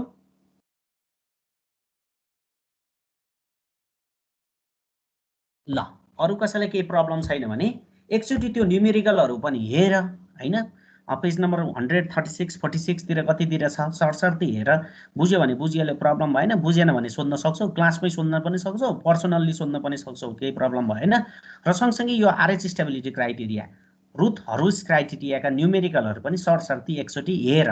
यो एकदमै सजिलो छ, 8 मार्क्समा आइहाल्छ। तिमीले देखिहाल्यौ नि भर्खरै कतिको सजिलो छ भन्ने हैन। भनेपछि प्रब्लम हुँदैन। भोलि हामीले यो त सक्दैनौँ होला। भोलि र पर्सिको क्लासमा चाहिँ आरएस स्टेबिलिटी क्राइटेरिया च्याप्टर 4 पनि हामी सकिन्छ अनि हामी च्याप्टर 5 रुट लोकसतिर जान्छौँ। रुट लोकसतिर जाँदा तिमीले चाहिँ ग्राफ चाहिँ कपी भनौँ न, ग्राफ कपी चाहिँ तिमीले आफ्नो अगाडि चाहिँ राख्नुपर्ने हुन्छ। ग्राफ स्केल कम्पास हैन, अब सार्पनर पेन्सिल त अब केटाकेटी जस्तो के भनिरहने हैन, सबै चाहिँ त्यो तिमीले चाहिँ रेडी बनाएर राख्नुपर्ने हुन्छ है। सर मैले ग्राफ ल्याइन, यता ल्याइन, उता ल्याइन, भन्न थाल्यो भने तिमीलाई नै घाटा हो। कन्ट्रोल सिस्टम भनेको गाह्रो छ, किनभने यहाँ प्लट म्याक्सिमम गर्नुपर्छ है। यतिन्जेलसम्म त सजिलो हो, कन्ट्रोल सिस्टम त स्टार्टै भएको छैन भन्ने बुझ अहिलेसम्म त।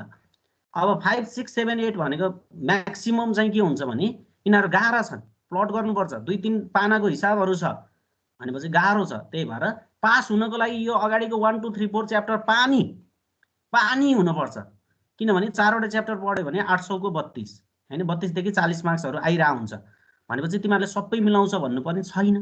त्यही भएर चाहिँ यो 4वटा च्याप्टरहरू चाहिँ के हुनु पर्यो भने पानी भएको खण्डमा पछाडिको त केही नमिल्दिन नै सक्छ के, त्यो भन्न खोजेको। किनभने लामो हुन्छ, एउटा 1 मिस गेम फिनिस, ठिक छ। कि आउँछ 8 मार्क्स 10 मार्क्स कि आउँछ 0 सिधै, भनेपछि पछाडिका भर छैनन्, भर नभएको खालको छ है। थोरै प्लसको ठाउँमा माइनस लेखिदिने बित्तिकै 5 को ठाउँमा 2.5 लेखिदिने बित्तिकै यस्तो लेखिदिने बित्तिकै सर्लक्कै काटिनेवाला छ भनेपछि तिमीहरूले अगाडिको 1, 2, 3, 4 च्याप्टर चाहिँ एकदमै ध्यान दिएर चाहिँ पानी नै हुनुपर्छ कि, यसले नै हो पास फेल बनाउने। पछाडिको त टपरको पनि बिग्रिन सक्छ है, त्यस्तो छ कि कन्डिसनहरू। लामो ठुल्ठुलो क्यालकुलेटरमा गर्नुपर्ने हैन, न्युमेरिकलहरू एउटा बिग्रियो भने काटेर न त्यसलाई काट्न सक्ने न अर्को गर्न सक्ने त्यस्तो अवस्था हुन्छ भनेपछि त्यो चिजहरू तिमीले ध्यान दिएको खण्डमा चाहिँ बल्ल कन्ट्रोल सिस्टममा पास हुन्छ है। त्यही माथि अहिले अब त हामीले त ग्राफ टु ग्राफ प्लट गर्छौँ, अब कसरी गर्ने भन्ने पनि च्यालेन्ज छ हैन। तैपनि म मेरो बेस्ट दिइहाल्छु, त्यसलाई चिन्ता गर्न पर्दैन। त्यो भएको कारणले चाहिँ अबको नेक्स्ट विकमा चाहिँ तिमीहरूले ग्राफ कपीहरू चाहिँ बोकेर आउनुपर्छ। भोलि चाहिँ हामीले यो स्टेबिलिटी चाहिँ सक्न त सक्दैनौँ, भोलि गरेर चाहिँ लगभग 60, 70, 80% जति चाहिँ यो च्याप्टरको चाहिँ हामीले भोलि सक्छौँ र बाँकी चाहिँ हामीले नेक्स्ट क्लासमा चाहिँ स्टार्ट गरेर च्याप्टर 5 रुट लोकस भन्ने चाहिँ स्टार्ट गर्छौँ। Okay, thank you all, thank you very much, have a great time, thank you all. Thank you sir.